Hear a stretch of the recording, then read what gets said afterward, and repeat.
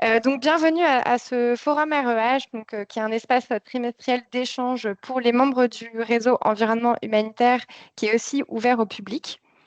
Donc aujourd'hui, on est ravis de vous présenter un forum qui portera sur les perceptions et rôles de la société civile sur les changements climatiques.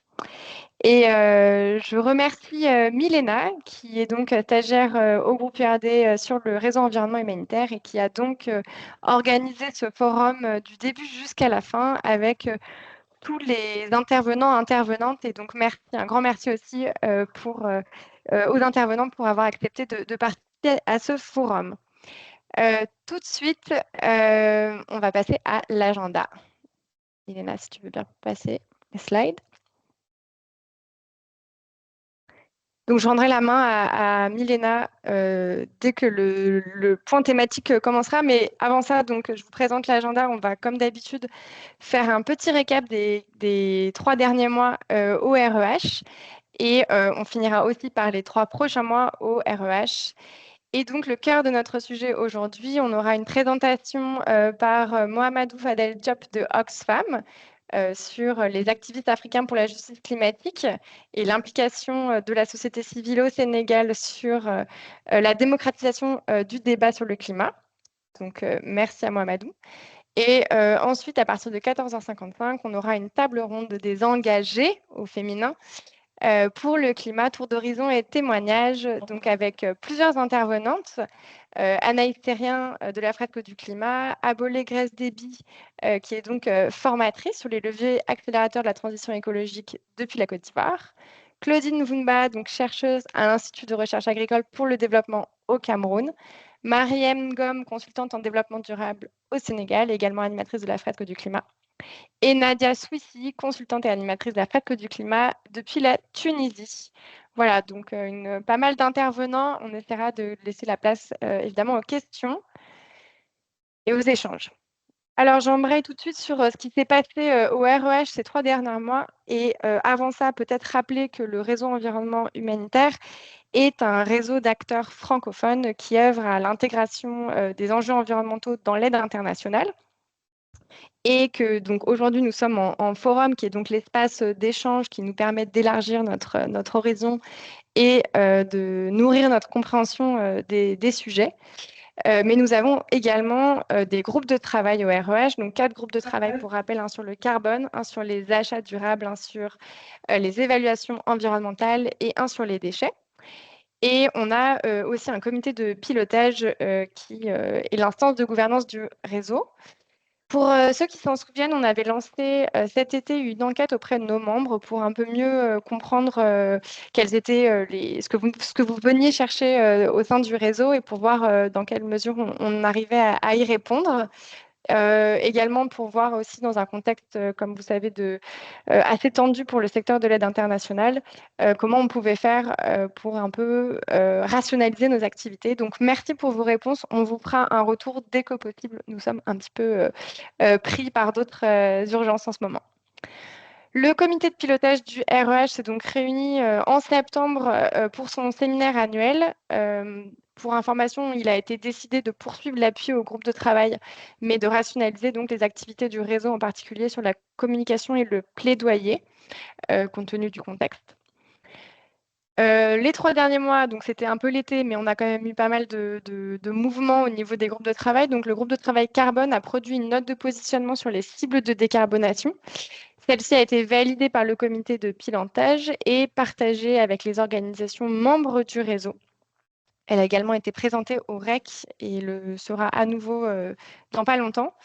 Et elle va bientôt être publiée en ligne. On la mettra dans la newsletter. Le groupe de travail achat durable a également mis à jour la base de données de critères d'achat durable, de son petit nom anglophone, le SPCD, pour Sustainable Procurement Criteria Database, et a également créé une checklist fournisseur sur les critères ESG. Enfin, la semaine dernière, c'était donc le 17 octobre, c'était la réunion des directions générales du réseau. Vous avez une petite photo pour voir à quoi ça ressemblait, avec des échanges sur les cibles de décarbonation, puisque la note a été présentée. Et également sur l'avenir du REH, il y a eu une forte mobilisation des directions générales et donc on remercie toutes les organisations, que ce soit les référents environnement ou leur direction générale voilà, pour leur participation active au réseau. Et je passe tout de suite la parole du coup à Mohamedou Fadel Diop pour la première intervention. Bon webinaire. Mamadou, on te laisse prendre le contrôle et mettre ta présentation. Juste peut-être quelques mots. C'est suite à un rapport dont Mamadou va nous parler qui s'appelle Accroître l'appropriation des plans nationaux sur le climat par la société civile que nous avons pris contact et suggéré son intervention. Donc voilà, bonne écoute à vous. À toi la parole. Merci Milena, c'est très gentil. Bonjour à tous. J'espère, je vais juste vérifier que tout le monde m'entend avant de continuer. Est-ce que vous m'entendez? Est-ce que vous me recevez? Est-ce que vous voyez la slide? Ouais, on t'entend bien. Tout marche. Bien. Parfait, parfait. Donc bonjour à tout le monde. C'est un plaisir, merci beaucoup, c'est gentil. C'est un plaisir d'être avec vous aujourd'hui pour un moment d'échange qui pour moi est très important. Je m'appelle Mohamedou Fadel Diop. Je travaille pour Oxfam au Sénégal, où je suis responsable d'un programme sur la justice sociale. Un programme sur la justice sociale, mais qui a une forte dimension climat. Et ça tombe bien parce qu'aujourd'hui, on nous invite pour cette rencontre pour discuter des perceptions et du rôle de la société civile dans le travail sur le climat. Et nous sommes justement en train de clore un projet de 5 ans qui s'intitule Activistes africains pour la justice climatique. Et j'ai trouvé que c'était tout le moins approprié de faire la liaison entre les apprentissages qu'on a eus après avoir déroulé ce projet-là durant 5 ans et ce qui est demandé ici parce que la liaison me semblait très évidente. Et ça se voit dès cette première image qu'on a capturée durant une caravane qui a été organisée il y a 2 ans. Donc, chaque année, on organise une caravane où on essaie de sensibiliser les populations sur les enjeux du changement climatique et d'en faire aussi des acteurs, pas seulement des victimes du changement climatique. Parce que je pense que la question à laquelle on a été le plus confronté ces dernières années, c'est que l'Afrique est généralement perçue comme une victime du changement climatique. Les Africains et les Africaines sont perçus comme des victimes du changement climatique. Donc, celles qui doivent recevoir l'aide, oui, celles qui doivent recevoir les dons, oui. Et rarement, on les perçoit comme des acteurs et des actrices du changement climatique, celles qui sont porteuses de solutions, ceux qui sont porteurs de solutions. Et à travers cette image qu'on a capturée dans le fin fond du Sénégal, à Kolda, on voit l'émergence de mamans, de dames qui sont devenues, à travers ce projet, des activistes pour la justice climatique et des porteuses de solutions. De quoi parle-t-on? On parle d'un pays, le Sénégal, qui a 700 000 kilomètres de côte. Donc, pour ceux d'entre vous qui ont été au Sénégal, vous savez que toute la partie occidentale est longée par la mer, fait face directement à la mer, ce qui est une opportunité parce que cela explique la raison pour laquelle la majeure partie de la population du Sénégal est une population côtière, c'est-à-dire installée sur les villes en face de la mer. Mais c'est aussi aujourd'hui un danger dans le contexte du changement climatique parce que cette population côtière-là est, est exposée à l'érosion côtière, elle est exposée à la montée des eaux qui sont des conséquences du changement climatique. Mais même lorsqu'on sort de la partie côtière pour s'intéresser à la partie euh, qui est beaucoup plus ouverte vers le Sahel, on a d'autres types de conséquences du changement climatique, telles que la sécheresse, telles que la dégradation des terres, des ressources, la raréfaction de la pluie, l'irrégularité de la pluie. Tout ceci, bien, tout cela sont des conséquences du changement climatique qui affectent ce pays qui est encore parmi les pays les moins avancés et qui a le double défi de faire face non seulement au changement climatique, mais aussi aux priorités, à l'importance de se développer. Et malgré ce double défi-là, on constate que peu d'hommes et de femmes vivant dans ce pays-là, en tout cas une grande partie des populations, ne reconnaît pas encore clairement le phénomène du changement climatique, ne sait pas de quoi il s'agit lorsqu'on parle du changement climatique, ne sait distinguer ni ses causes ni ses conséquences. Et Milena faisait référence à une parmi les nombreuses études qu'on a menées sur le changement climatique. Une d'entre elles est intitulée La perception du changement climatique dans les zones côtières au Sénégal. Et on voit que la majorité de la population n'a aucune idée de voilà, qu'est-ce qui se passe lorsqu'on parle de changement climatique. Et même le vocable, la terminologie qui est utilisée renseigne sur l'absence de termes spécifiques au changement climatique. En Wolof, par exemple, on parle de soppeeku alam, c'est-à-dire la dégradation de l'environnement, soppeeku jawji, le changement du climat, mais c'est un terme qui est encore flou pour la majeure partie, qui renvoie beaucoup plus à la dégradation de l'environnement plutôt qu'au changement climatique, qui est une problématique différente. Et pourtant, les communautés vivent les conséquences de ces changements climatiques. Ici, on a un exemple d'habitations qui sont dévastées par l'érosion côtière. Et nous travaillons avec plusieurs partenaires, que ce soit à Barnier, que ce soit à Joal, que ce soit à Palmarin, des communautés de pêcheurs qui, traditionnellement, vivent à côté de la mer parce que la mer recueille aussi leurs moyens de subsistance. Donc, ce sont des populations qui sont présentes dans ces zones-là parce qu'il est plus facile tôt le matin de prendre ensuite sa pirogue pour aller pêcher, de revenir, d'organiser un marché sur la plage carrément. Ceux qui ont visité au Sénégal savent souvent que parfois pour acheter du poisson, on ne va pas forcément au marché, on va directement que ce soit à la plage de Yoff ou bien à la plage de Barnier pour acheter son poisson fraîchement pêché de la mer. Et donc, ces systèmes d'habitation-là, d'existence-là, sont aujourd'hui menacés. Et on voit à travers ces images-là que des populations qui ont longtemps vécu dans ces habitations-là ont perdu leurs habitations. Récemment, un de nos partenaires qui est du troisième âge nous expliquait et qui est un ancien plongeur, qui a plongé dans la mer à Barnier. Et quand ils ont plongé, ils ont vu les fondations d'une mosquée. Et lorsqu'ils sont ressortis, ils ont demandé aux populations qui étaient les plus âgées pourquoi on trouve des fondations d'une mosquée dans la mer. Et ils me disaient que il fut un temps où cette fondation-là était encore sur la plage. Aujourd'hui, la mer a tellement avancé qu'elle a renversé tout ce qui était sur la côte et qu'elle menace nos communautés. La mer avance et détruit les habitations, donc le poisson se fait rare et cher, les saisons agricoles deviennent imprévisibles et tout ça fait partie des réalités que vivent les communautés.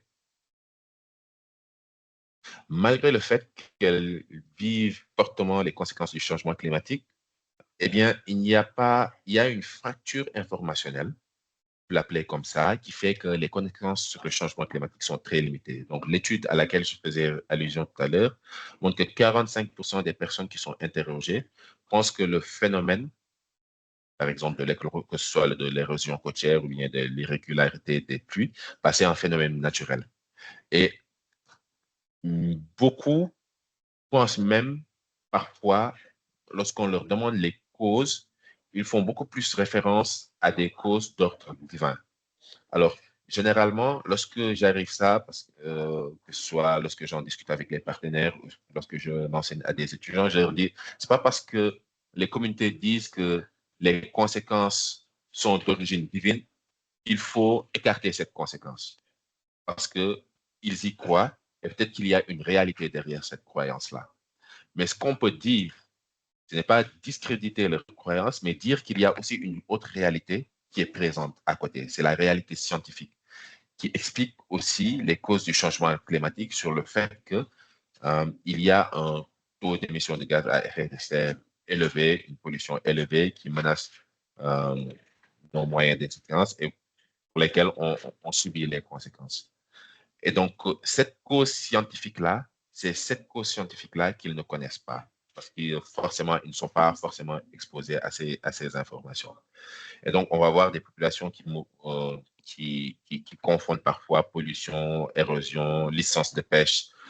Ils voient tout comme un même problème environnemental sans autant, encore une fois, faire la distinction entre dégradation de l'environnement, problèmes liés à l'environnement et problèmes liés au dérèglement climatique.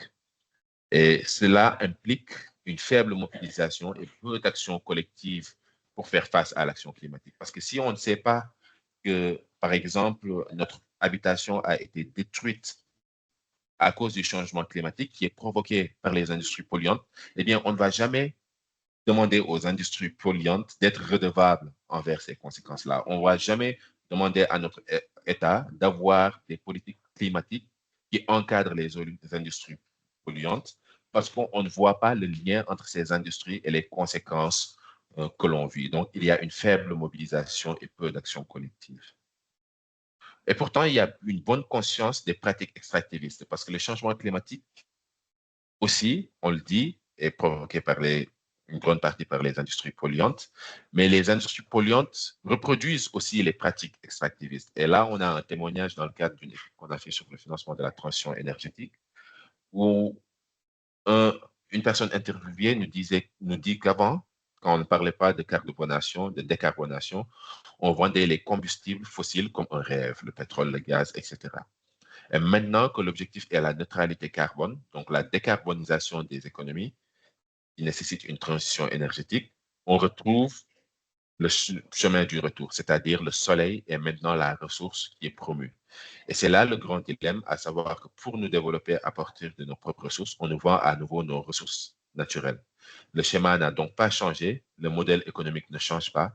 Nous passons simplement d'une technologie, d'une source ou d'un secteur à un autre, mais le schéma reste le même. Et lorsqu'on analyse cette citation, c'est que la personne essaie de dire vraiment, c'est que peut-être qu'on n'est pas conscient forcément du changement climatique et de la transition écologique, mais on voit qu'il y a un colonialisme ou des dimensions néocoloniales qui étaient le modèle qui ont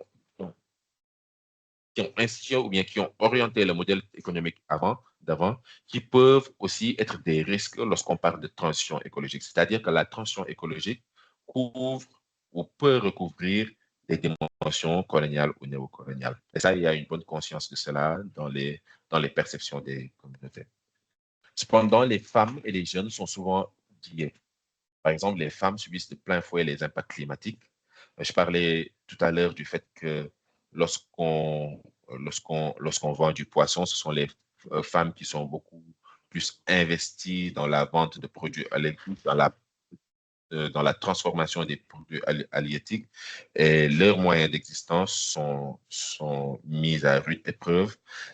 Plus de surcharge de travail, si par exemple la zone dans laquelle on est n'a plus d'eau à cause des conséquences du changement climatique, eh bien cette corvée est généralement réservée aux femmes qui doivent marcher encore beaucoup plus loin, parfois des kilomètres, pour avoir accès à l'eau, pour pouvoir venir en aide aux besoins de la maison. Les jeunes aussi sont très dynamiques, sont très résilients, mais généralement, ils ne sont pas très intégrés dans les décisions.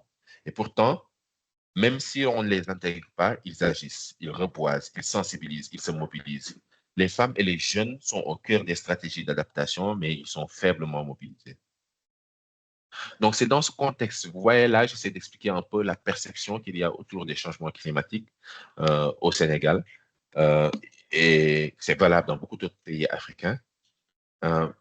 Et c'est sur la base de ça que nous avons construit les différents projets qui sont dans notre portefeuille sur la justice sociale et la justice climatique. Donc, à partir de 2021, nous avons commencé à mettre en œuvre différents projets pour essayer d'encourager ou de faciliter une plus grande justice climatique au Sénégal et ailleurs en Afrique.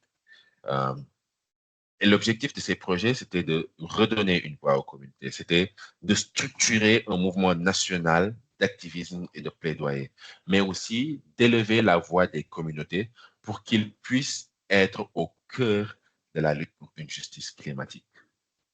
Alors, comment on l'a fait? Je parlais du fait d'élever la voix. C'est important de construire des narratifs qui soient africains, qui soient endogènes, parce que ce qu'on remarque, c'est que voilà, nous ne sommes pas les premiers à parler de justice climatique, à travailler sur le climat, mais parfois, le narratif ou bien les discours qu'il y a sur la justice climatique sont produits d'ailleurs. Hein. Ça peut être des territoires où il y a beaucoup plus de moyens de développer des médias, beaucoup plus de moyens d'orienter les récits, beaucoup plus de moyens de dire en fait les conséquences du changement climatique. Lorsqu'on voit par exemple les feux de brousse aux États-Unis, c'est quelque chose qui fait un tollé partout dans le monde. Tout le monde est au courant, tout le monde a conscience de l'urgence d'agir.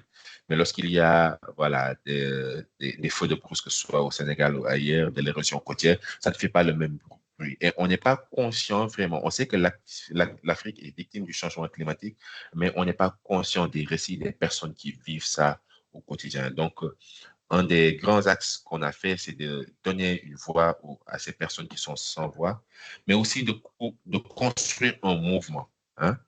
Euh, et je me rappelle au début du projet, une des premières activités qu'on a réalisées, c'est de se dire, OK, euh, les communautés sont en train de faire des choses, hein, elles ne nous attendent pas.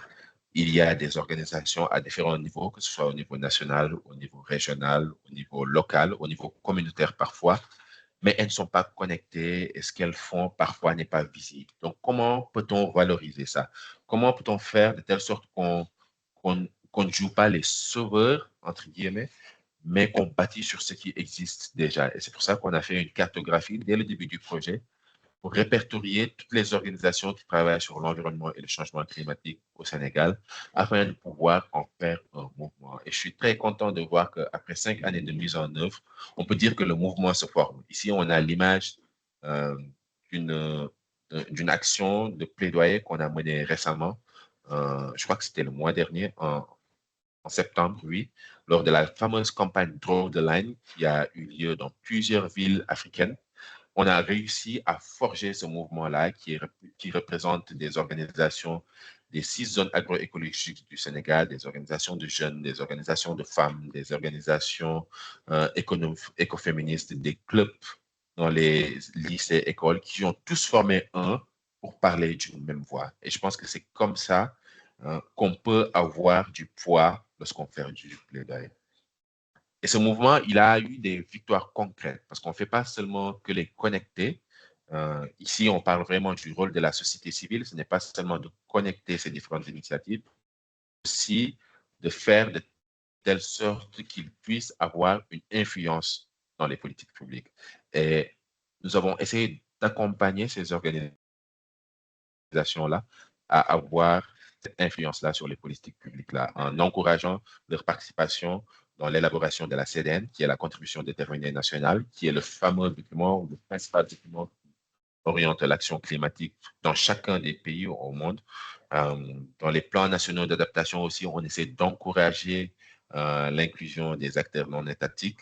On organise des événements. Ici, on a la photo de la Semaine Climat-Énergie qui est maintenant institutionnalisée, que Oxfam accompagne depuis la première édition il y a 4 ans. Et c'est un espace où il y a les acteurs non étatiques, c'est-à-dire la société civile, le secteur privé, qui rencontrent l'État. Alors qu'avant, il y avait vraiment un silo, un cloisonnement entre les deux acteurs qui ne se parlaient pas. Aujourd'hui, on est fiers d'avoir pu contribuer à institutionnaliser cet espace-là, parce qu'avant, si vous voyez les logos aussi, il y a beaucoup de partenaires qui sont impliqués, alors qu'il n'y en avait pas tant que ça lors de la première édition. Et tout le monde croit en cela, croit au fait de créer un espace où on peut discuter avec les autorités qui sont au pouvoir.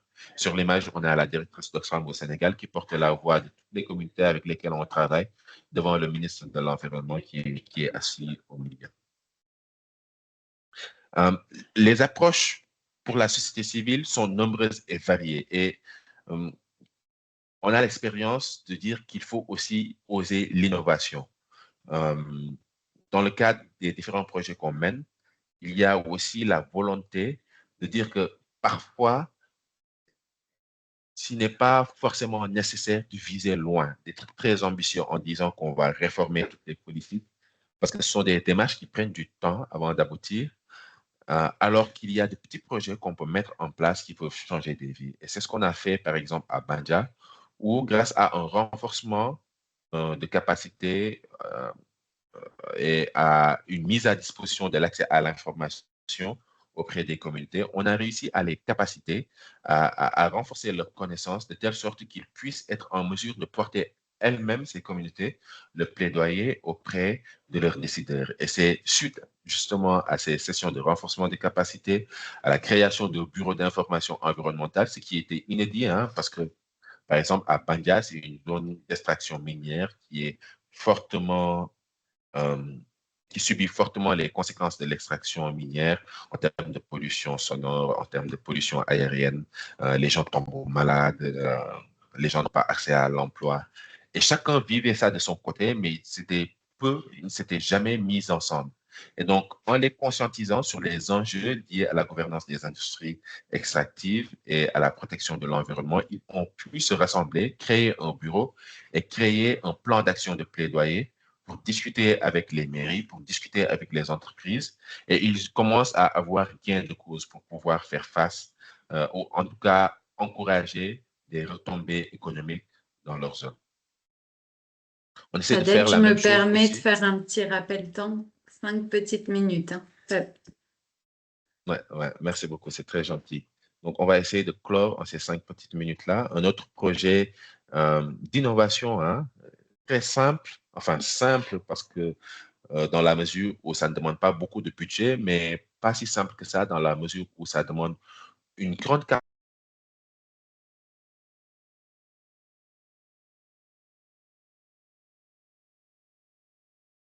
Tu es en mute, Mamadou.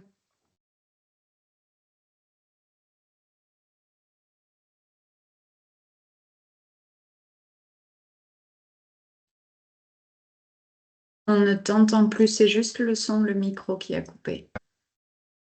Là, vous m'entendez?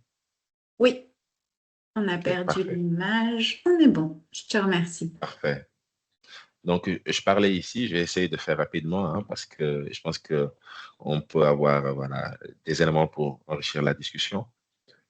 Donc, ici, l'adaptation menée localement, c'est quelque chose, c'est une priorité pour les pays africains parce que c'est les pays qui contribuent le moins au changement climatique et qui en vivent le plus les conséquences.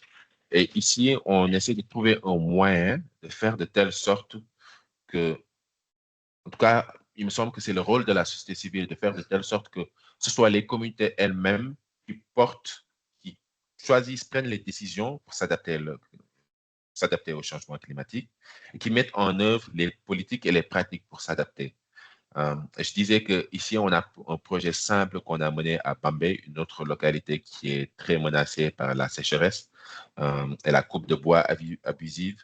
Euh, mais grâce à un projet simple dans la mesure où ça ne nécessite pas forcément beaucoup de ressources, mais pas si simple que ça, parce que ça nécessite que les organisations de la société civile qui ont une certaine trempe utilisent le pouvoir qu'ils ont pour le décentraliser, confier le pouvoir à ces organisations communautaires-là afin qu'elles soient elles-mêmes les leaders de leur transformation. Donc, quelque chose qu'on a pu faire à Bambey et qui, on croit, est un moyen de créer le changement. Parce qu'ici, on a pu, grâce à la fin de ce projet-là, assister à une régénération naturelle de l'espace. Euh, on a une des personnes de ce village-là qui me disait que il faut remonter à 15 ans en arrière pour se rappeler de voir la forêt qui soit aussi toufue, une végétation aussi dense. Et ça, c'était possible grâce à ce projet-là.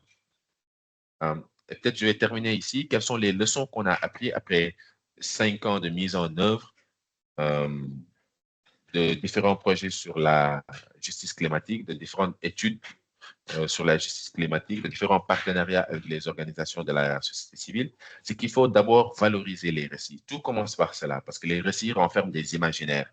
Et c'est avec les imaginaires qu'on peut réfléchir à des solutions qui soient adaptées et pas des solutions qui soient importées. Parce que les solutions importées ont des limites. Il faut pouvoir s'appuyer sur les savoirs locaux, sur le savoir endogène pour pouvoir trouver des solutions, raconter l'histoire du climat, mais aussi trouver des solutions.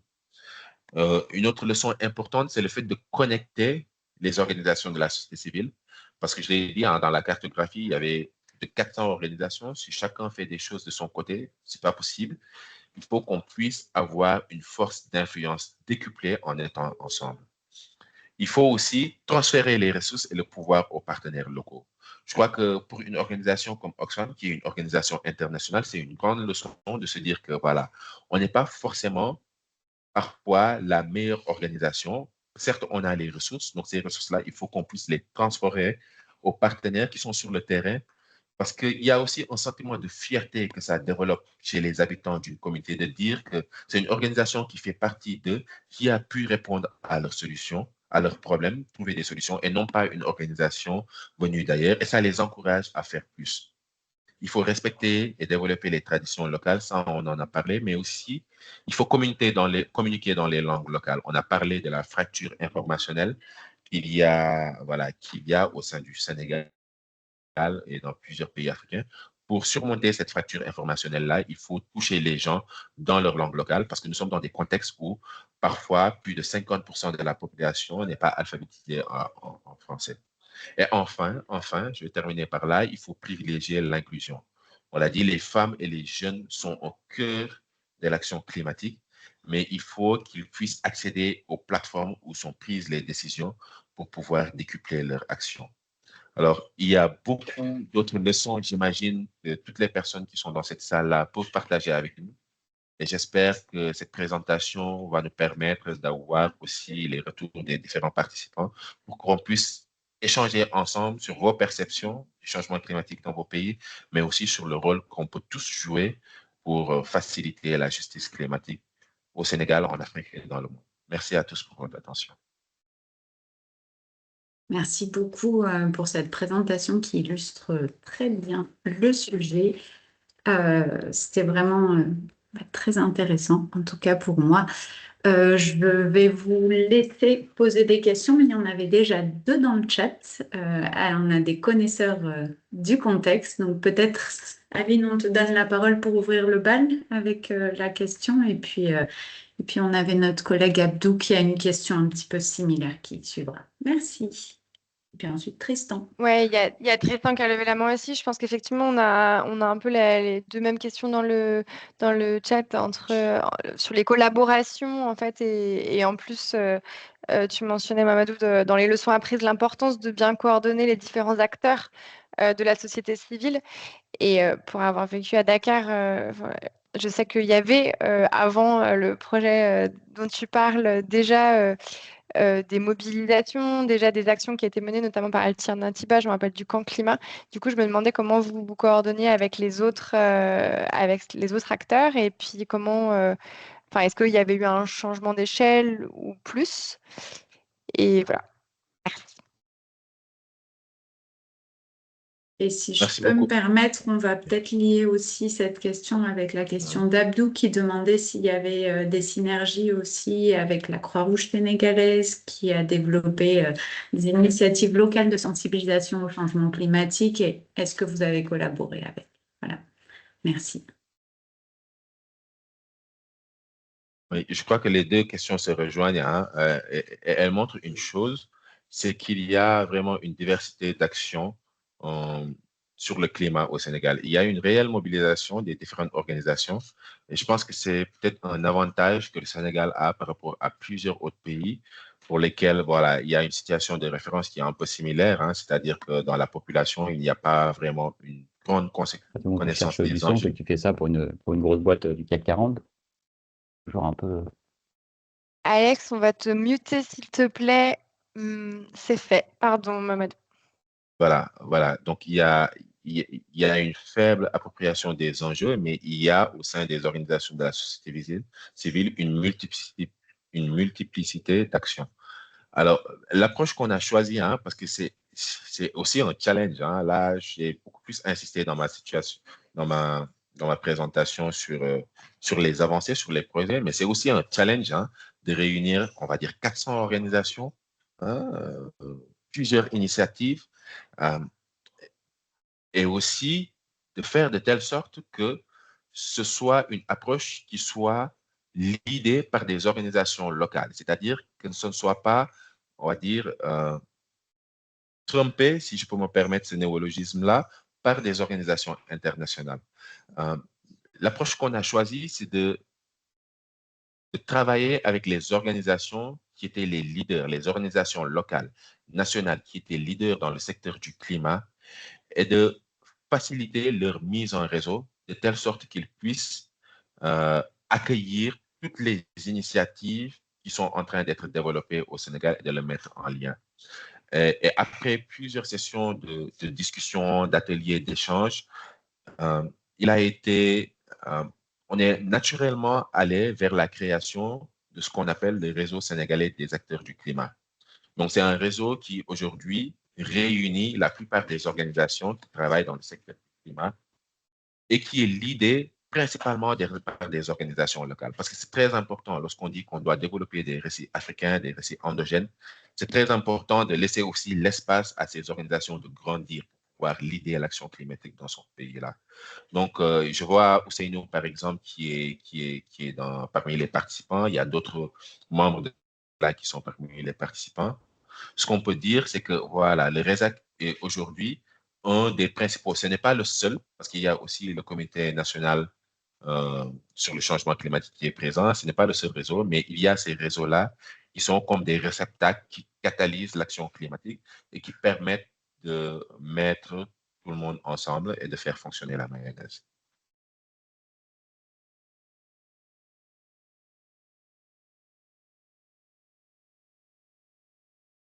Tristan, je te laisse prendre la parole pour la question suivante. Merci beaucoup, Mamadou. Oui, merci beaucoup.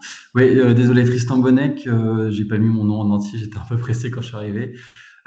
Du coup, je travaille pour l'ONG Initiative Développement. Donc, on porte des interventions sur différents domaines d'activité et en particulier sur la résilience climatique des populations.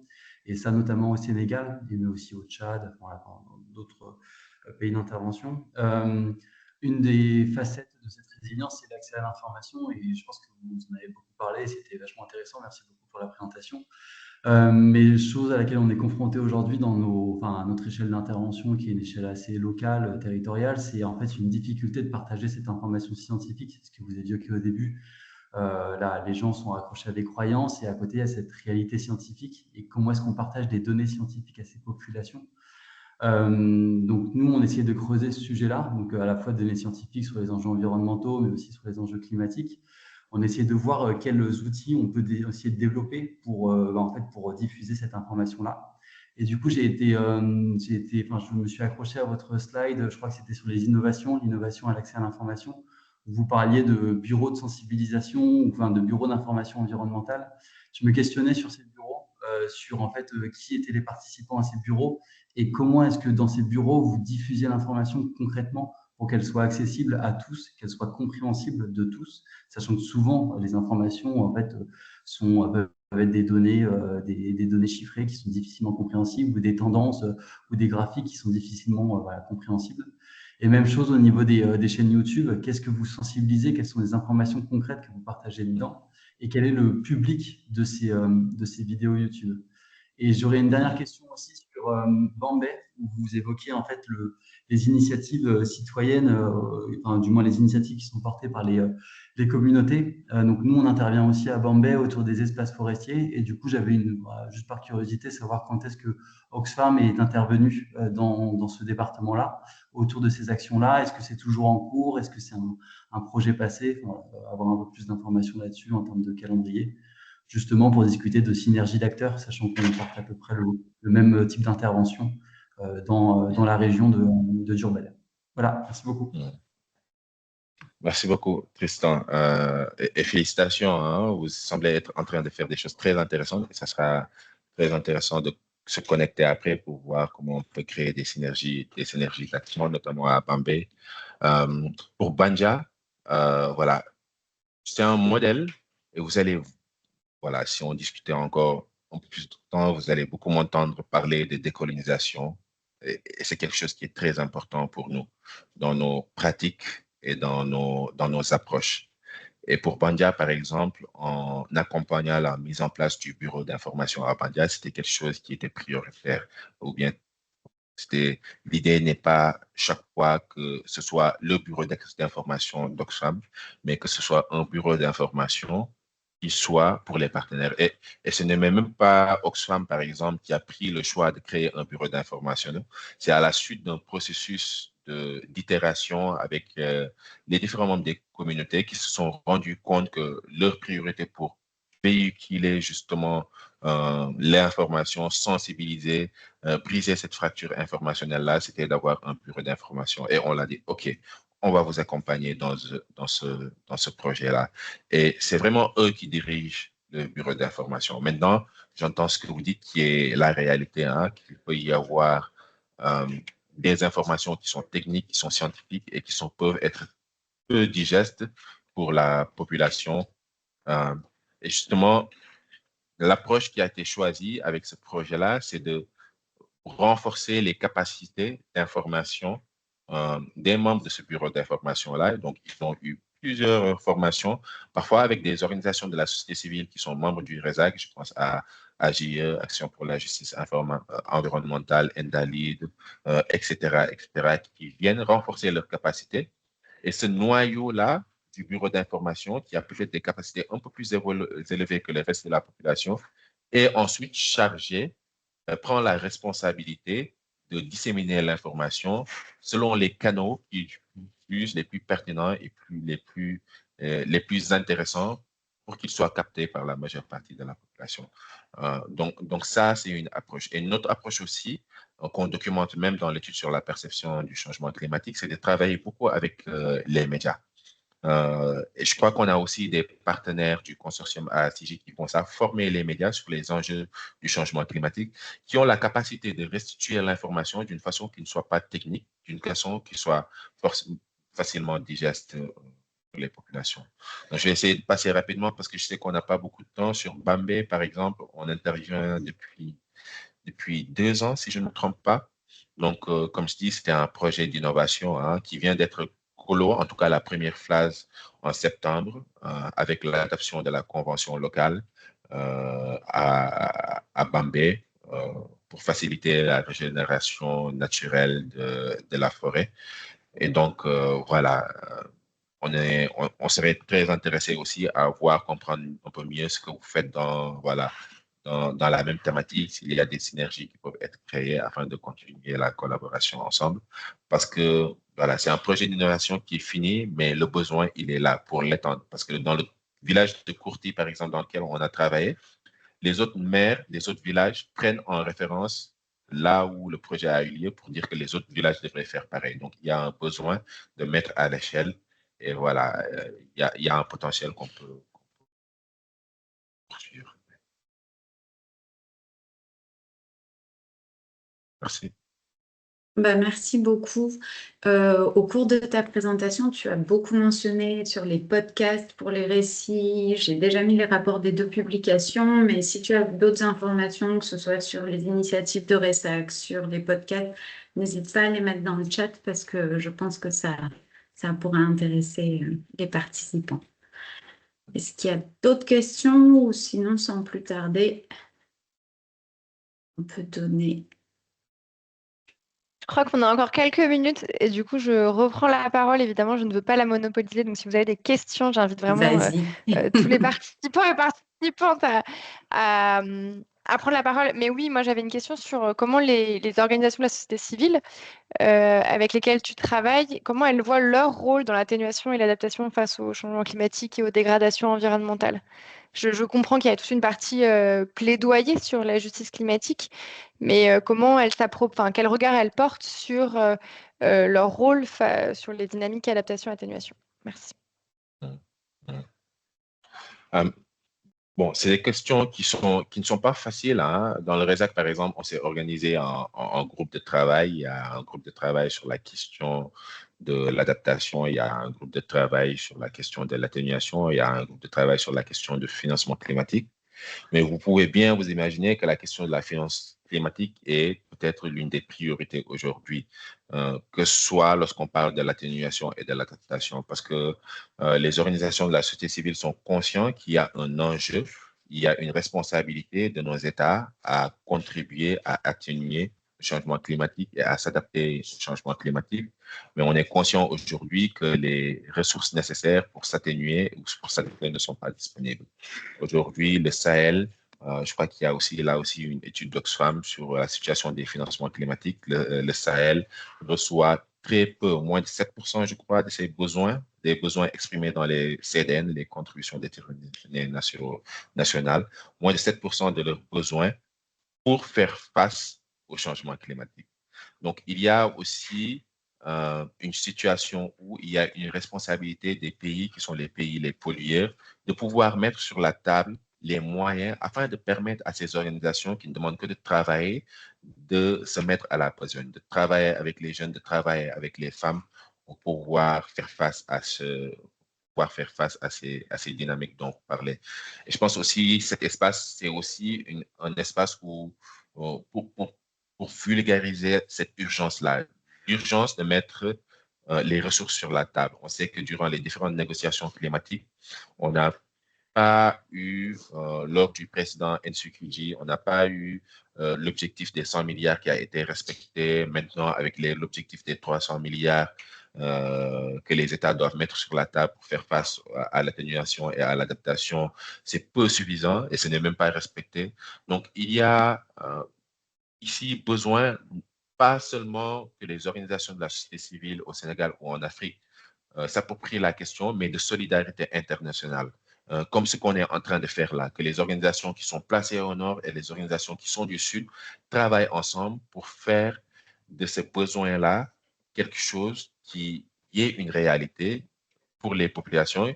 On l'a dit, les communautés vivent dans le désastre, beaucoup de communautés vulnérables au changement climatique, qu'ils puissent donc avoir les moyens pour s'adapter et les moyens pour atténuer le changement climatique.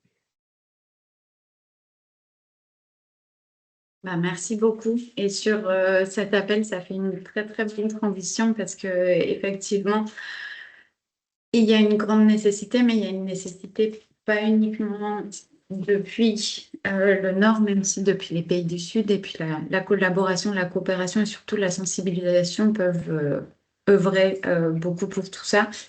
Et pourquoi je dis que et merci encore pour cette super présentation, mais ça aide à faire une super transition avec les panélistes qui vont nous accompagner pour la fin de ce forum, pour cette table ronde que j'ai nommée des engagés pour le climat. Juste un petit peu pour vous situer d'où vient cette idée.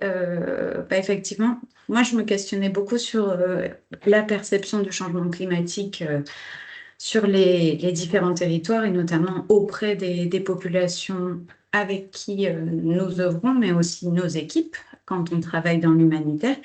Puis je me suis demandé en me disant, bon, le point de départ, c'est quand même la sensibilisation. Donc en parlant de sensibilisation, j'ai cherché des panélistes qui étaient au plus près de la société civile, des habitants de ces territoires-là. Et puis un des volets, en discutant avec Aline, on s'est dit, ah, pourquoi pas de la fresque du climat? La fresque du climat, après tout, a démarré en France et s'est étendue tellement dans le continent et dans les différents pays francophones et pas seulement, que ça pourrait être un bon point d'accroche. Du coup, on s'est dit, bon, être fresqueur, c'est être éducateur, père, c'est être sensible à la thématique du changement climatique, c'est être proche de la société civile et aussi avoir envie de faire bouger les choses. Grâce à quoi? À la sensibilisation, mais aussi à l'intelligence collective dont on a beaucoup besoin de ces jours. Et donc, j'ai l'honneur de vous emmener dans un petit tour d'horizon à travers certains pays de l'Afrique francophone pour découvrir, avec les témoignages de nos différents panélistes, les impacts du changement climatique dans chacun de leurs contextes. Pourquoi je vous dis un tour du monde? Milena, vous verrez. Pardon, Ouais. excuse-moi, Milena, de te couper. Je vois juste qu'il y a une main levée. Peut-être de la prendre avant. J'ai l'impression qu'elle portait sur la précédente intervention, en fait. Eh bien, donnons-lui la parole. Monsieur Forum ou Madame Forum REH?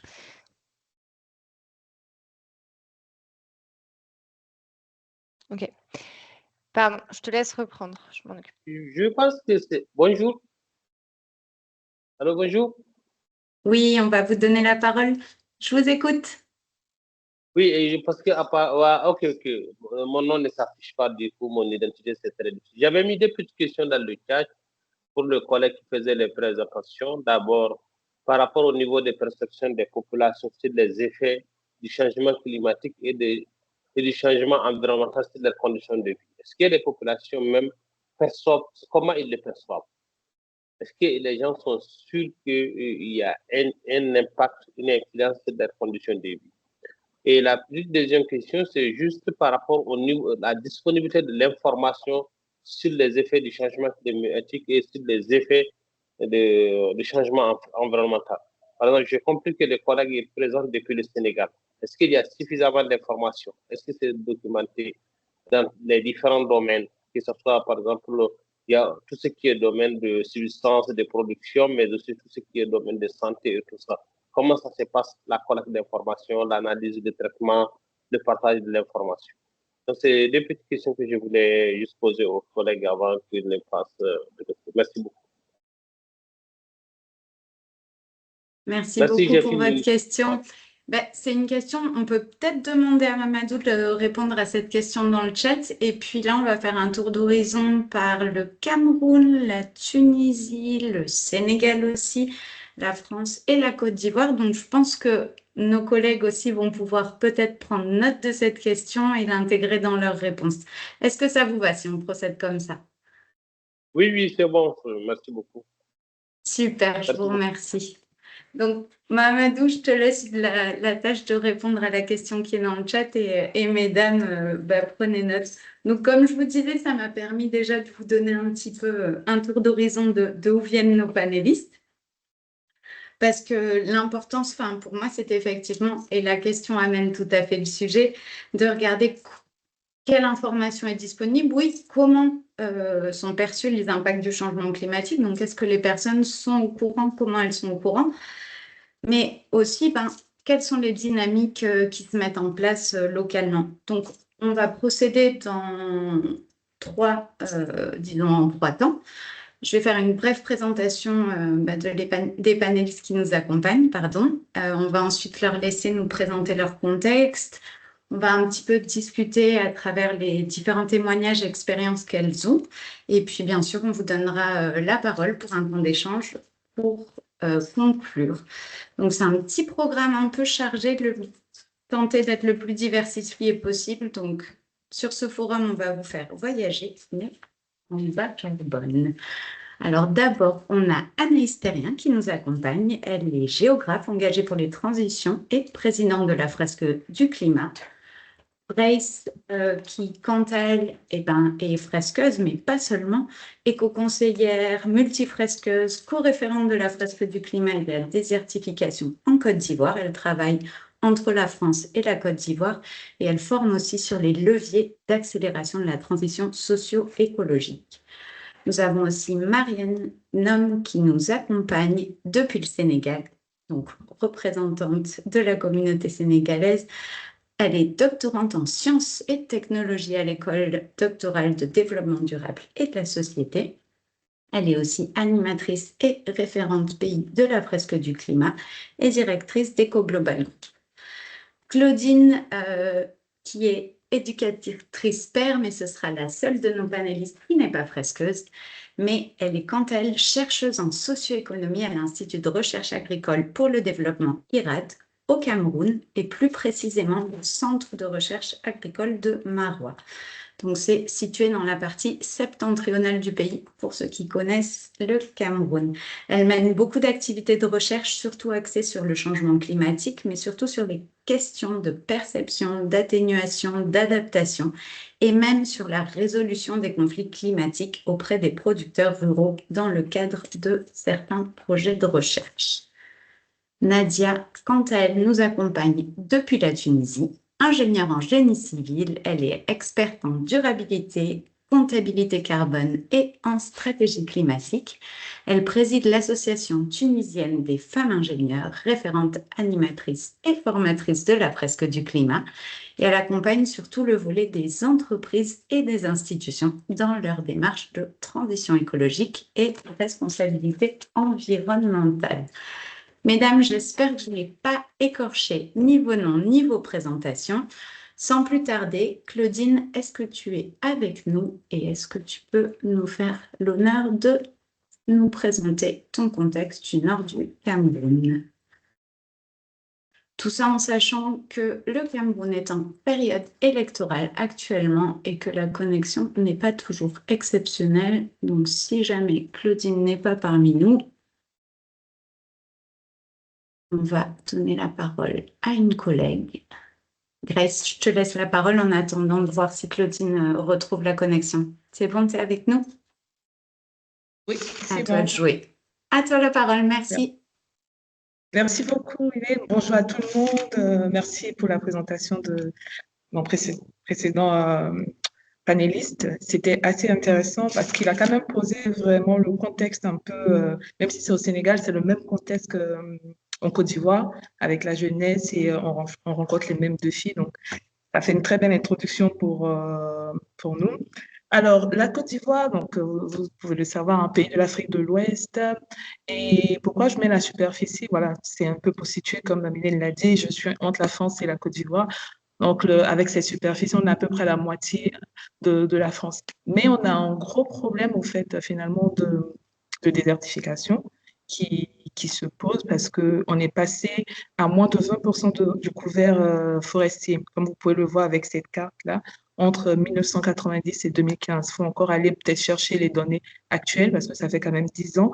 Mais voilà, il faut se dire qu'on est passé à moins de 20% et cela signifie qu'on n'est même plus considéré comme un pays forestier, sachant qu'on a des cultures très arrimées au fait à la forêt, comme le cacao, donc premier producteur mondial, l'anarca, le café, etc. Donc on peut le dire hein, en Côte d'Ivoire que le succès de l'économie repose sur l'agriculture, mais qui porte au fait finalement cette agriculture-là et qui est une activité humaine très très importante comme on peut le voir dans la fraise du climat. Mais cette économie, cette agriculture est essentiellement portée par la jeunesse. Il faut se dire que la jeunesse est assez présente dans ce domaine d'activité humaine, mais aussi fait à peu près 77% de la population, selon le ministère de la Jeunesse. Donc, voilà, on a une population assez jeune. Et voilà. Par contre, cette jeunesse-là n'est pas forcément aux organes décisionnaires. Donc, pour ce faire, cette jeunesse qui est impactée par le changement climatique va plutôt aller chercher dans les organisations non gouvernementales pour pouvoir agir pleinement et faire porter sa voix. Donc, on peut passer à la slide suivante. Donc, depuis 2022 à peu près que j'ai commencé mes actions en Côte d'Ivoire, on s'est dit qu'il faut vraiment pouvoir sensibiliser au plus proche, être au cœur même de cette population-là. Donc, on a commencé à travailler avec des organismes de la société civile, comme les organismes de protection de l'enfant, par exemple. En 2022, c'est la photo en haut à gauche. Donc, nous sommes allés sensibiliser les formateurs, les encadrants des populations assez vulnérables. Donc, c'était pour la campagne de récolte des avis pour l'évolution du droit des enfants à être protégés contre le changement climatique, menée par l'UNICEF de mémoire en 2022. Et donc, on est allé sensibiliser toujours par un même outil, hein, donc avec la fraise du climat.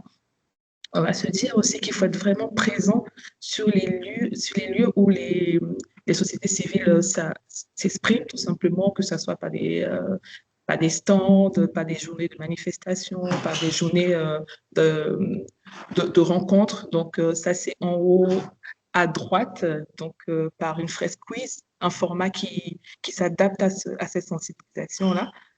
Et on va encore aller chercher encore d'autres actions, par exemple en bas à droite avec l'ONG Blue, qui, sur cette activité-là, menait une chaîne humaine pour la lutte contre la pollution plastique.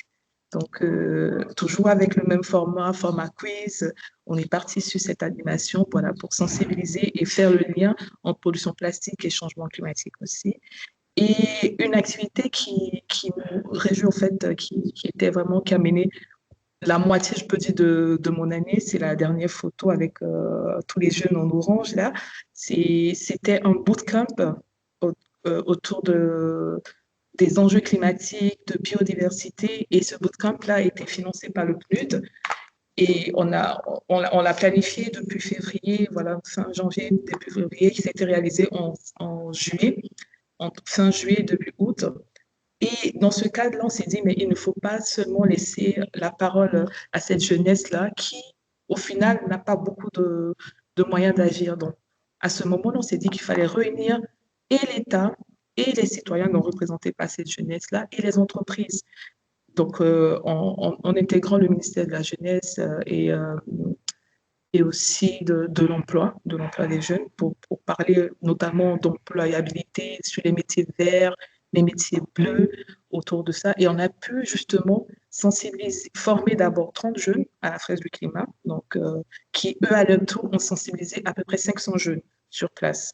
Et entre-temps, on a quand même fait venir aussi l'État pour justement expliquer leur programme de transition socio-écologique, notamment par les CDN, donc les conditions déterminées au niveau national, les PND, donc les plans nationaux de développement, et la SPAN-B, la stratégie de plan d'action nationale pour la biodiversité. Donc avec ces documents très officiels, on les a présentés aux jeunes, ils ont pu s'exprimer dessus et ils ont pu faire des recommandations. Ça, c'était vraiment très important de pouvoir faire des recommandations pour porter au fait leur voix. Et il y en a quelques-uns qui sont justement invités, voilà, pour aller expliquer leur point de vue dans les COP, notamment dans d'autres actions aussi au niveau national. Donc, tout ça pour vous dire que la sensibilisation en Côte d'Ivoire va vraiment se baser, vous avez vu au vu de la population, sur les jeunes. On se dit que c'est un maillon de la société très important. C'est un maillon qui est impacté, qui a son avenir aussi devant lui. Et surtout, c'est un maillon qui a encore la vivacité d'agir aussi. Donc, c'est important de les sensibiliser eux. Et le plus important, comme voilà, pour essayer de réduire vraiment moi mon empreinte carbone, parce que comme on l'a dit, je suis quand même entre la France et la Côte d'Ivoire, c'est de pouvoir léguer au maximum au fait la compétence. Donc ça passe par des formations. Je crois que cette année, je suis pas moins au moins 50 formés déjà. Donc ça, je suis très heureuse pour que, voilà, que si jamais je suis pas là, que l'action se porte, et surtout l'action se porte pas que dans la zone d'Abidjan, mais que ça aille au-delà, puisque les jeunes, ils retournent justement dans leur région respective avec la compétence. Et si je devais terminer, un point, c'est de se dire que même si la fraise du climat reste un jeu d'intelligence collective scientifique, le format plaît et le format est vraiment adapté pour pouvoir embarquer ces jeunes-là, surtout dans l'action. Et on peut le voir vraiment au moment des émotions, avec vraiment la... à cette période pour mettre en œuvre des activités dans la période. Pardon, je vais tout de suite désactiver le micro. C'est pas grave. Grace, j'en profite pour une question de temps, un petit peu pour te poser les 2-3 questions sur les sujets qu'on avait pu préparer ensemble. Tu me parlais beaucoup de socio-écologie. Et j'aurais voulu que tu étendes peut-être un petit peu plus sur ce thème-là et aussi me dire qu'est-ce qui se passe après. Parce que peut-être, quelles sont les résistances que tu puisses avoir de ces jeunes? Est-ce qu'ils sont informés du changement climatique ou est-ce que c'est un petit peu le cas comme on nous présentait avant au Sénégal? Et qu'est-ce qui se passe après? Quels ont été un petit peu les fruits que tu as pu récolter autres que tous ces groupes qui ont été formés? Alors, pour la thématique socio-écologique, c'est vraiment pour moi de remettre l'humain au centre. Autour de ce panel-là, on peut se dire, voilà, transition écologique, on a à peu près tous une définition. J'ai pris une définition du canton de Genève. Transition écologique, processus de changement profond, indispensable, individuel, collectif, appelant à agir sans délai pour transformer le modèle socio-économique actuel, donc construire sur une croissance continue, et de l'utilisation de ressources vers un modèle qui respecte surtout les limites planétaires. Mais voilà, pour moi, ça va encore plus au-delà, c'est de remettre aussi au milieu de ce processus-là l'humain au centre. Donc, pour le moment, c'est un peu aussi le problème qu'on va rencontrer, notamment aussi en Europe. L'après-fresque est un peu difficile à quantifier, même si on sait que ça agit au fait vraiment. C'est un peu difficile à quantifier, mais c'est vraiment un indicateur pour nous, c'est de voir les jeunes qui s'engagent. Voilà, les jeunes qui s'engagent dans différentes structures pour pouvoir agir. Ça, c'est un indicateur pour nous parce qu'au-delà, quand on finit les fraises, il y en a pas mal qui cherchent au fait à rentrer dans des organismes de société, dans des ONG et autres pour pouvoir agir. Ça, c'est un indicateur, mais vraiment voir le suivi palpable après, ça, on y travaille, notamment on y travaille. Et surtout, on peut se dire aussi que cette jeunesse-là n'a pas forcément les moyens, en fait, pour agir. C'est un peu ça aussi le même point, en fait, du côté du financement. Donc, comment pouvoir financer ces jeunes-là? Parce que contrairement à des associations en Europe où les adhérents, voilà, ont quand même un peu un pouvoir d'achat, ces jeunes-là, ils n'ont souvent pas d'emploi. Et pour eux, ça limite au fait finalement leur action. Donc, on peut se dire que comment finalement rendre possible cette action-là par du financement. Le dernier en date, c'était par exemple le financement avec le PNUD, mais aller au-delà, au fait, avec des bailleurs de fonds ou ne serait-ce que passer aussi, hein, on a aussi un autre pan du triangle de l'innovation qui sont les entreprises. Comment ces entreprises peuvent financer par leur volet, ne serait-ce que RSE, la capacité d'agir au fait de ces jeux-là. Donc, je ne sais pas si je réponds textuellement à ta question, mais voilà un peu Non, c'est parfait. voilà, les défis qu'on rencontre ici. Et puis très souvent, si on me pose la question de dire, mais on est un peu limité avec la fresque du climat parce que il n'y a pas de volet action. On a quand même un volet de pistes de solutions. Mais on aime aussi à le dire, et Anaïs pourra confirmer, c'est un rapport du GIEC, le GIEC ne donne pas de solution. Bon, on peut le dire comme ça, mais c'est de donner des pistes d'action et chacun à son niveau pourra trouver au fait des solutions adaptées au local. Donc, c'est très récent, en fait, l'utilisation de ce processus d'intelligence collective. Donc, je crois que ça va faire son bout de chemin et puis pouvoir porter ses fruits très, très prochainement. Mais l'idée est déjà posée, la graine est déjà plantée et puis on peut aller ensuite un peu plus loin dans les prochains mois, dans les prochaines années. On verra ce que ça peut donner, en fait. Ouais. Merci beaucoup, Grace. On revient vers toi après et on va passer la parole. On s'envole maintenant pour la Tunisie. Nadia, on va te laisser un petit peu te présenter. Puis Grace parlait justement de tout ce qui est responsabilité sociale d'entreprise. Et puis de ton côté, on a un volet un petit peu plus entrepreneurial et notamment sur la Tunisie où il est de plus en plus encouragé pour les jeunes d'apprendre sur le développement durable comme un facteur qui va les aider à l'employabilité. C'est ce que tu m'as expliqué. Sans plus attendre, on va te laisser la présentation. Merci. D'accord, donc merci beaucoup pour cette invitation et merci pour ces échanges très instructifs. Donc en fait, moi je suis Nadia, donc comme tu m'as très bien présenté, donc je suis ingénieure de formation, je suis fondatrice et présidente de l'Association tunisienne des femmes ingénieures. Je suis fresqueuse. Donc, a priori, aujourd'hui, c'est la journée des fresqueuses. Je suis animatrice et formatrice ceinture verte de la fresque du climat. Donc, je suis co-référente de la fresque du climat en Tunisie. J'anime également la fresque du numérique, des déchets, de l'économie circulaire et l'alimentation. Donc, je vais parler un peu de la Tunisie. Donc, en fait, la Tunisie s'est engagée lors de l'accord de Paris à réduire de 41% de ses émissions de gaz à effet de serre. Les émissions de gaz à effet de serre en Tunisie viennent principalement et 75% du secteur de l'énergie, donc de la production et de l'utilisation de l'énergie. Donc, la Tunisie s'est engagée à utiliser 35% des énergies renouvelables d'ici 2030, puisqu'on est un pays où on a beaucoup de soleil.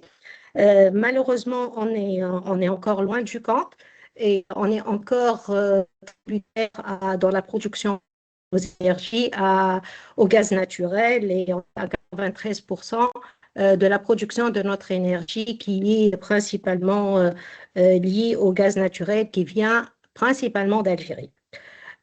Donc ça, c'est un peu le contexte général. Donc l'impact observé, je pense, cet impact, il est observé non pas en Tunisie, mais pratiquement dans tous les pays et principalement les pays d'Afrique. Donc la hausse de la température, le stress hydrique extrême, la baisse de la productivité agricole. Et n'oublions pas que la Tunisie est un pays agricole. Donc, l'érosion côtière et la montée de niveau de la mer. Donc, en plus, nous, on est un pays aussi touristique. Donc, et le tourisme, c'est un tourisme balnéaire en Tunisie. Donc, les plages et la mer, c'est important pour nous. Donc, pression sur les ressources énergétiques et besoin accru en climatisation et les impacts sociaux, l'augmentation du chômage des jeunes et des femmes, qui fait que l'immigration, elle est intense et principalement pour les jeunes et les femmes. Donc, la perception et la mobilisation de la société tunisienne. Donc, aujourd'hui, il y a réellement une sensibilité croissante, mais par mon expérience avec la fresque du climat, il y a vraiment des connaissances qui sont très limitées.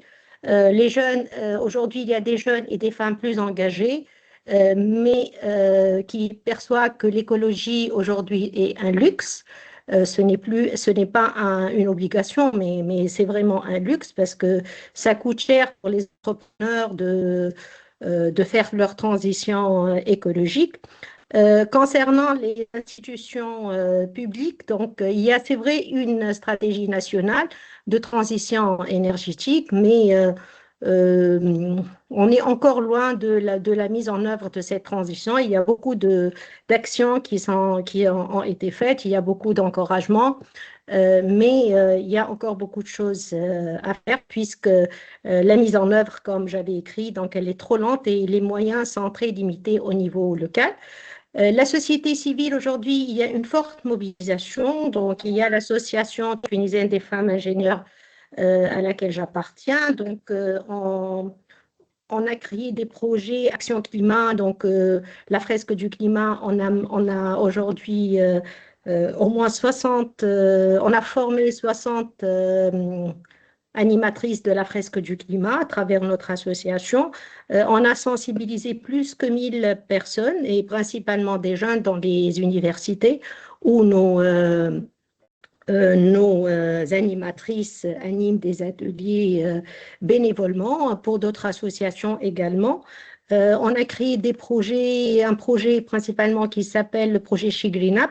C'est l'encouragement de l'entrepreneuriat féminin pour la mise en place de projets green, de projets verts. On a également formé des experts en comptabilité carbone, en responsabilité sociétale des entreprises pour qu'elles puissent accompagner les entreprises dans leur transformation écologique et durable.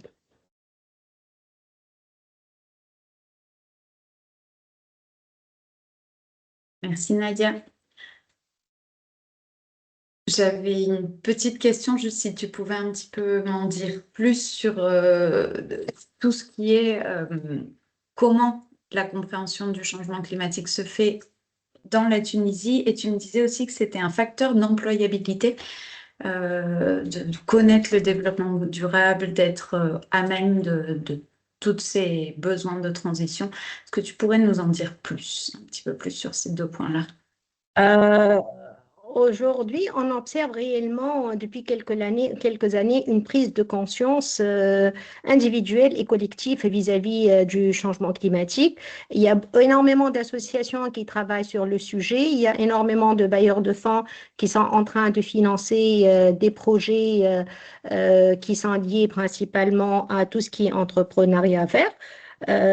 Beaucoup d'entrepreneurs et de startups qui émergent et qui sont en train de travailler sur des solutions d'adaptation ou d'atténuation des changements climatiques. Donc aujourd'hui, il y a vraiment une prise de conscience qui est en marche. Il y a aussi tout ce qui est comptabilité carbone et tout. Aujourd'hui, c'est un nouveau créneau et il y a énormément de formations qui sont en train de se faire pour former des jeunes dans la comptabilité carbone parce que c'est un métier aujourd'hui qui est réellement nouveau et qui émerge sincèrement. Donc, il y a aussi la formation dans tout ce qui est accompagnement des entreprises dans la RSE, l'ESG, etc. Donc, il y a vraiment du mouvement qui est en train de se créer en Tunisie dans ce sens, et principalement pour les jeunes. Merci beaucoup Nadia pour cette présentation et ce petit snapshot de la Tunisie. On continue le voyage et le tour d'horizon. Merci beaucoup et on retourne au Sénégal pour donner la parole à Mariem qui va, elle, nous présenter aussi un petit peu le contexte et ses activités. À toi de jouer, Mariem. On ne t'entend pas. Est-ce que tu peux allumer ton micro, s'il te plaît? Excusez-moi, bonjour tout le monde. C'est bon. Merci Milena déjà pour l'initiative. Donc, je ne prendrai pas le risque de m'aventurer encore sur la brillante présentation de M. Fadel sur tout ce qui touche les manifestations et les impacts du changement climatique au Sénégal.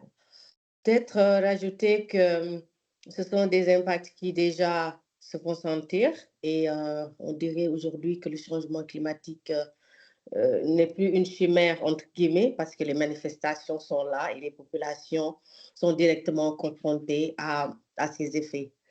Donc, je dirais que de façon ramassée, on parle aujourd'hui d'érosion côtière, de rareté ou de baisse de la pluviométrie, mais de façon beaucoup plus générale, on parle de variabilité climatique pour mieux caractériser ce qui se passe concrètement. Il y a les inondations également et l'agriculture qui est de plus en plus menacée par ces effets du changement climatique. Donc moi, je mettrais beaucoup plus l'accent sur ces impacts et aujourd'hui, comment est-ce qu'elles sont perçues par les populations. Cette perception, elle est, comme l'a dit M. Fadel, hein, je le cite souvent, parce que quand je l'ai entendu faire sa présentation, je me suis dit, oh, je vais déjà faire abstraction de tout cela. Par contre, je mettrais beaucoup plus l'accent sur la perception. Comment est-ce que les gens identifient ces changements climatiques?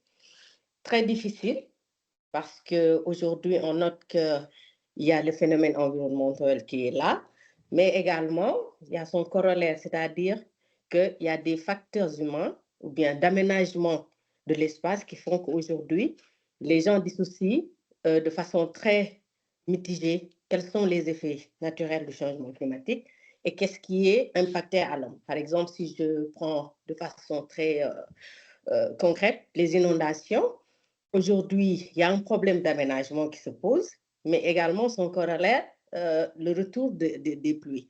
Parce que depuis la sécheresse des années 70, les populations se sont installées dans des zones non aedificantes. Donc aujourd'hui, quand on parle de retour de la pluie, c'est forcément un problème qui se pose parce que après, voilà, ils se disent que oui, on a habité dans ces zones il y a plus de 30 ans. Comment est-ce que ça se fait qu'aujourd'hui, il y a les inondations?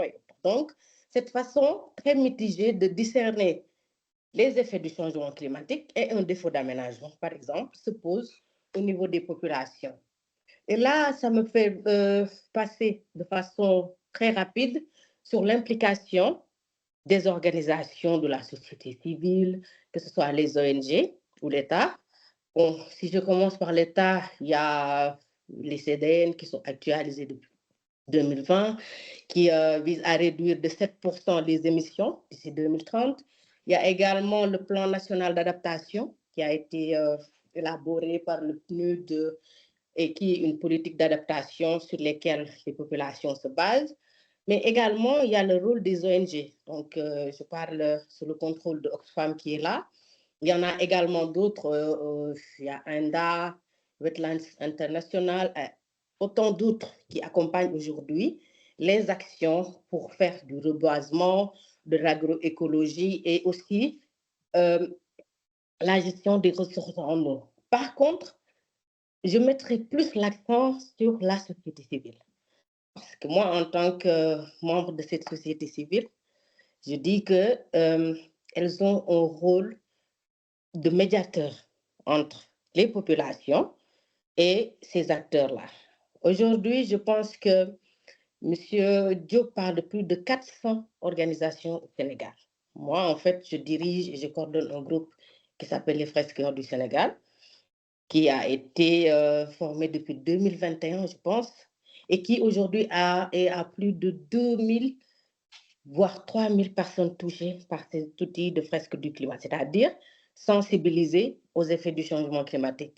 Et pourtant, on sent ce besoin d'être accompagné et orienté vers des initiatives beaucoup plus concrètes parce qu'on bute sur beaucoup de problèmes, surtout l'accompagnement financier. Parce qu'aujourd'hui, je pourrais prendre l'exemple du groupe que je coordonne. On a une seule fois eu le financement, c'était avec l'IAD, pour participer au Forum mondial de l'eau, par exemple, pour faire des activités.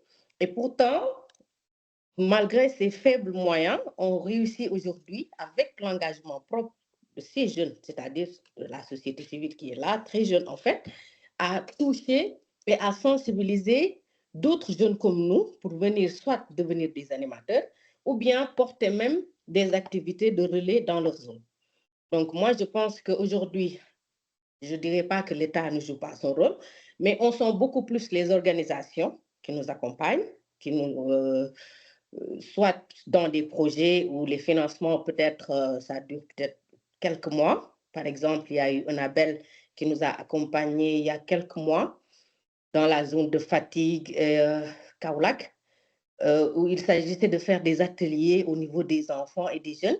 Et pour après clore le projet, il a fallu que nous également, on forme le relais sur le terrain. Donc moi, je pense qu'aujourd'hui, le plaidoyer que les acteurs de la société civile ont, c'est que l'État puisse être un peu plus présent dans leur accompagnement, mais également que ces ONG-là aussi, et vu qu'il y a quelqu'un qui est dans le panel, puissent structurer leurs actions. Parce que j'ai entendu M. Diop parler d'un réseau. Moi, par exemple, mon groupe ne fait pas partie de ce réseau. Et pourtant, on fait des activités au Sénégal, et on est très connus. Il y a beaucoup d'acteurs de la société civile. Aujourd'hui, par exemple, les JV Sénégal, Dunia Éthique, l'association Zéro Déchet, autant de jeunes engagés qui sont dans le milieu. Mais de façon très éparse, on est là, chacun de son côté, à faire des actions sectorielles. Donc, le cri du cœur aujourd'hui, c'est comment fédérer ces jeunes pour qu'ils puissent faire des actions impactantes. Et ça passe nécessairement par une organisation et un accompagnement des acteurs des ONG et même de l'État. Donc ça, également, ça a été un facteur déclencheur de ce que nous faisons aujourd'hui. On a créé une activité avec la collaboration de l'IRD et de l'Institut français qui s'appelle la Jotaï Climat. Je pense que, Milena, on pourra revenir plus en détail sur c'est quoi la Jotaï. Sur l'image, par exemple, en haut à gauche, c'est la Jotaï à l'Institut français. L'image à gauche, en bas, c'était une rencontre entre femmes activistes du climat qu'on a organisée à Gandiol pour un peu parler de notre rôle, sensibiliser également d'autres activistes de la région. L'image à droite, en haut, c'était avec les vétérinaires. C'est une ONG qui nous avait pris pour être sensibilisés sur les enjeux climatiques. Et en bas, à gauche, à droite, c'est le projet Unabel, que vraiment, je salue au passage l'implication de Mambin Tendour qui nous a appliqué à cet événement. C'était un projet très impactant parce qu'on devait sensibiliser beaucoup de jeunes qui sont des acteurs futurs du climat. Donc, je pense que sans plus tarder, je vais laisser Milena interagir un peu sur certaines questions. Et je suis ouverte également à des échanges après. Ben, après toi, on va entendre Anaïs. Et je trouve que pour faire une belle transition, j'aurais aimé que tu nous parles un peu de qu'est-ce que c'est cette Jotaï. Parce que pour moi, que ce soit ça ou le projet Enabel, ça montre un peu l'après de la sensibilisation, l'après de la fresque et aussi l'appropriation du coup par la société civile d'initiatives au début venues d'ailleurs. Donc si tu pouvais nous dire brièvement la Jotaï, un petit peu en quoi ça consiste et puis on passe la parole à Anaïs pour nous expliquer un petit peu en clôture la fresque et ses effets. Merci.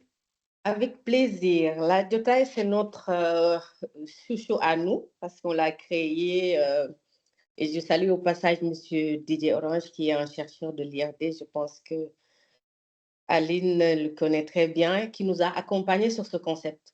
C'est quoi la Jotaï? On sort un peu du cadre classique de la fresque, c'est-à-dire qu'on anime 1h30 d'interaction avec les cartes, mais après la créativité, qui est la deuxième phase, au lieu de faire un débriefing, on invite un expert qui vient débattre sur un sujet de son choix, mais qui parle du changement climatique.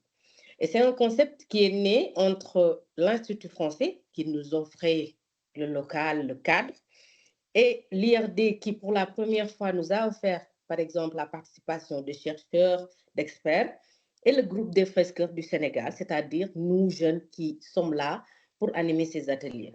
Et ça fait plus de 3 ans qu'aujourd'hui, malgré le manque de financement, malgré le manque d'accompagnement, chaque mois à l'Institut français, on tient la Jotaay Climat. Jotaay, c'est un wolof rencontre. Donc, c'est un espace convivial où des jeunes sont là pour parler du climat. Et en fait, c'est un concept que je partage aujourd'hui avec la Côte d'Ivoire. J'ai été mentor pour leur création ils ont leur Jotaay à eux et je salue cette initiative. L'idée maintenant, c'est de prolonger, je pense, avec la Tunisie, le Vietnam et autres, parce que ça a été vraiment un concept qui marche et qui aujourd'hui, même nous au Sénégal, on pense délocaliser dans les autres régions, parce que ça se tient jusqu'à présent à Dakar. Donc, c'est ça la Jotaay Climat. Et je m'excuse, mais je vois que Claudine est réapparue par là et étant donné les difficultés de connexion qu'on a avec le Cameroun en période électorale, Mariam, je suis désolée, je te coupe, mais pour nous assurer qu'on peut entendre un peu notre collègue Claudine. Claudine, est-ce que tu veux nous faire ta présentation? Oui, bonsoir à tous.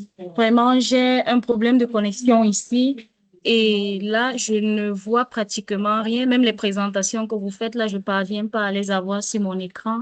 Donc, ne t'inquiète je vais... pas. Je mets ta Oui. première diapositive et donc pour réintroduire Claudine, excusez-moi, elle est chercheure socio-économiste à l'IRAD au Cameroun. Et comme vous le savez bien, en période d'élection, des fois, la connexion nous fait défaut. À toi de parler, je mets la première slide. Merci Claudine. Merci. Merci beaucoup, Milena, pour cette invitation et surtout cette opportunité.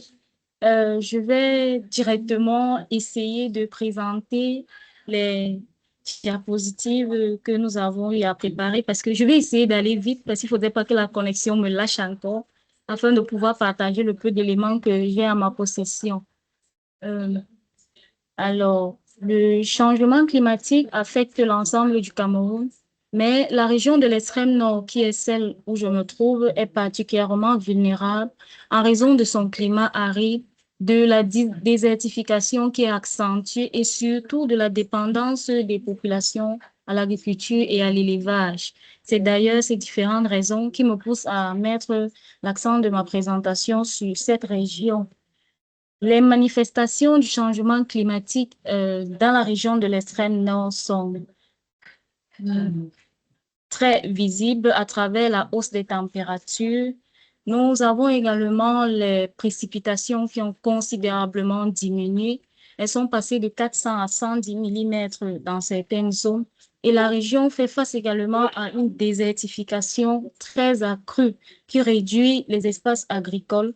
Et nous avons également des inondations qui sont de manière saisonnière, généralement chaque fois qu'il y a des pluies, qui causent également des dégâts très importants, qui dégradent les écosystèmes et qui menacent la biodiversité locale.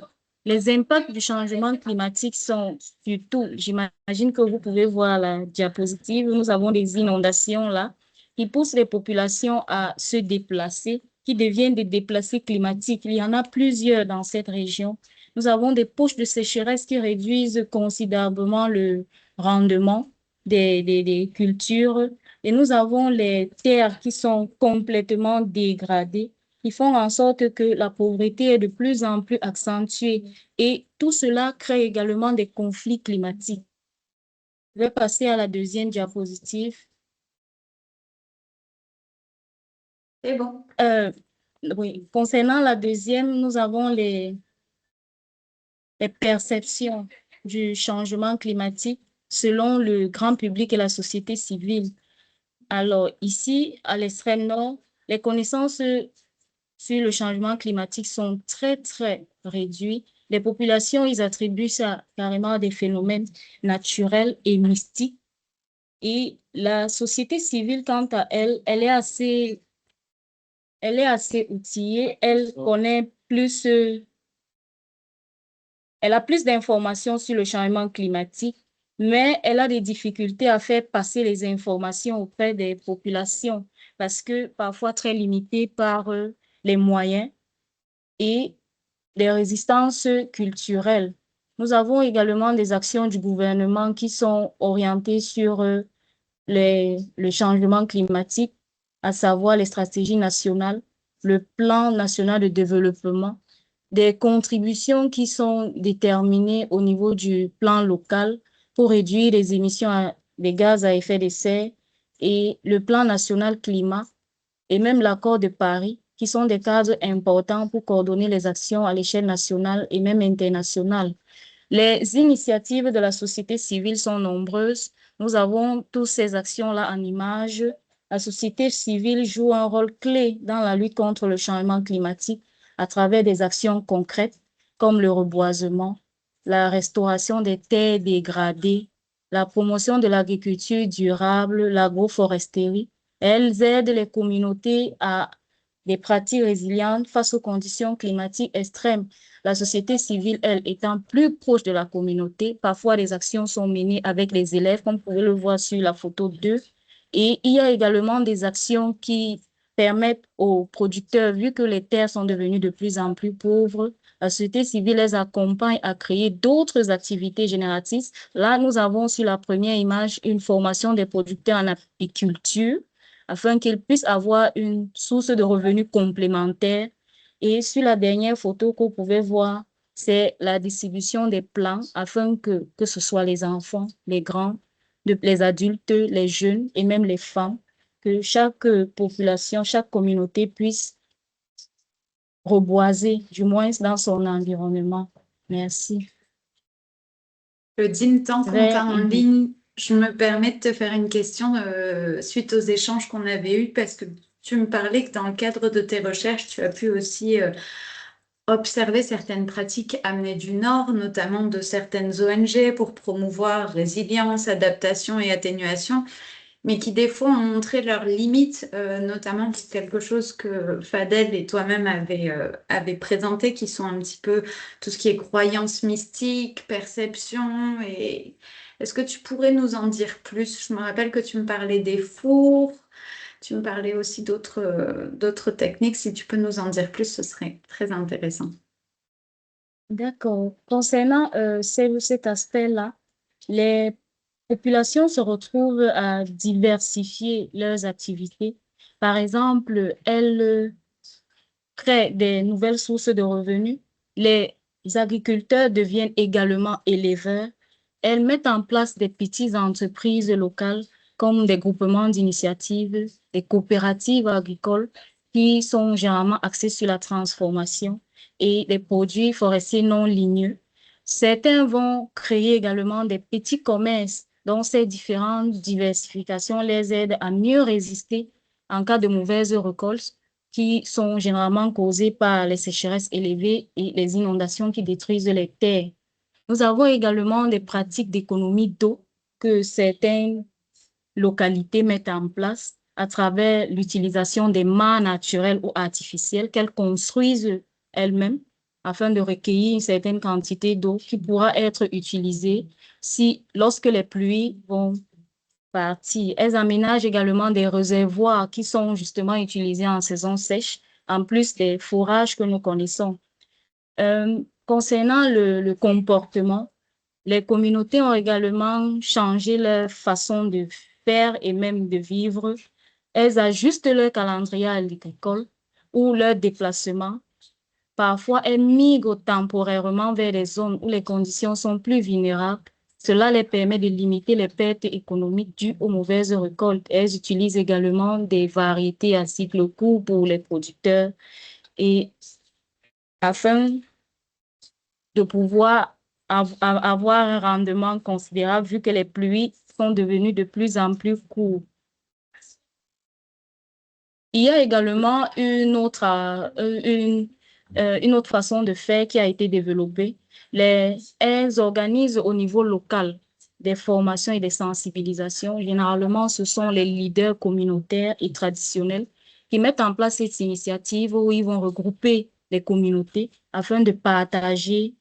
Ça peut être le repas, ça peut être les récoltes, afin de lutter contre la famine. Il y a également le travail de la terre et la dépendance au climat.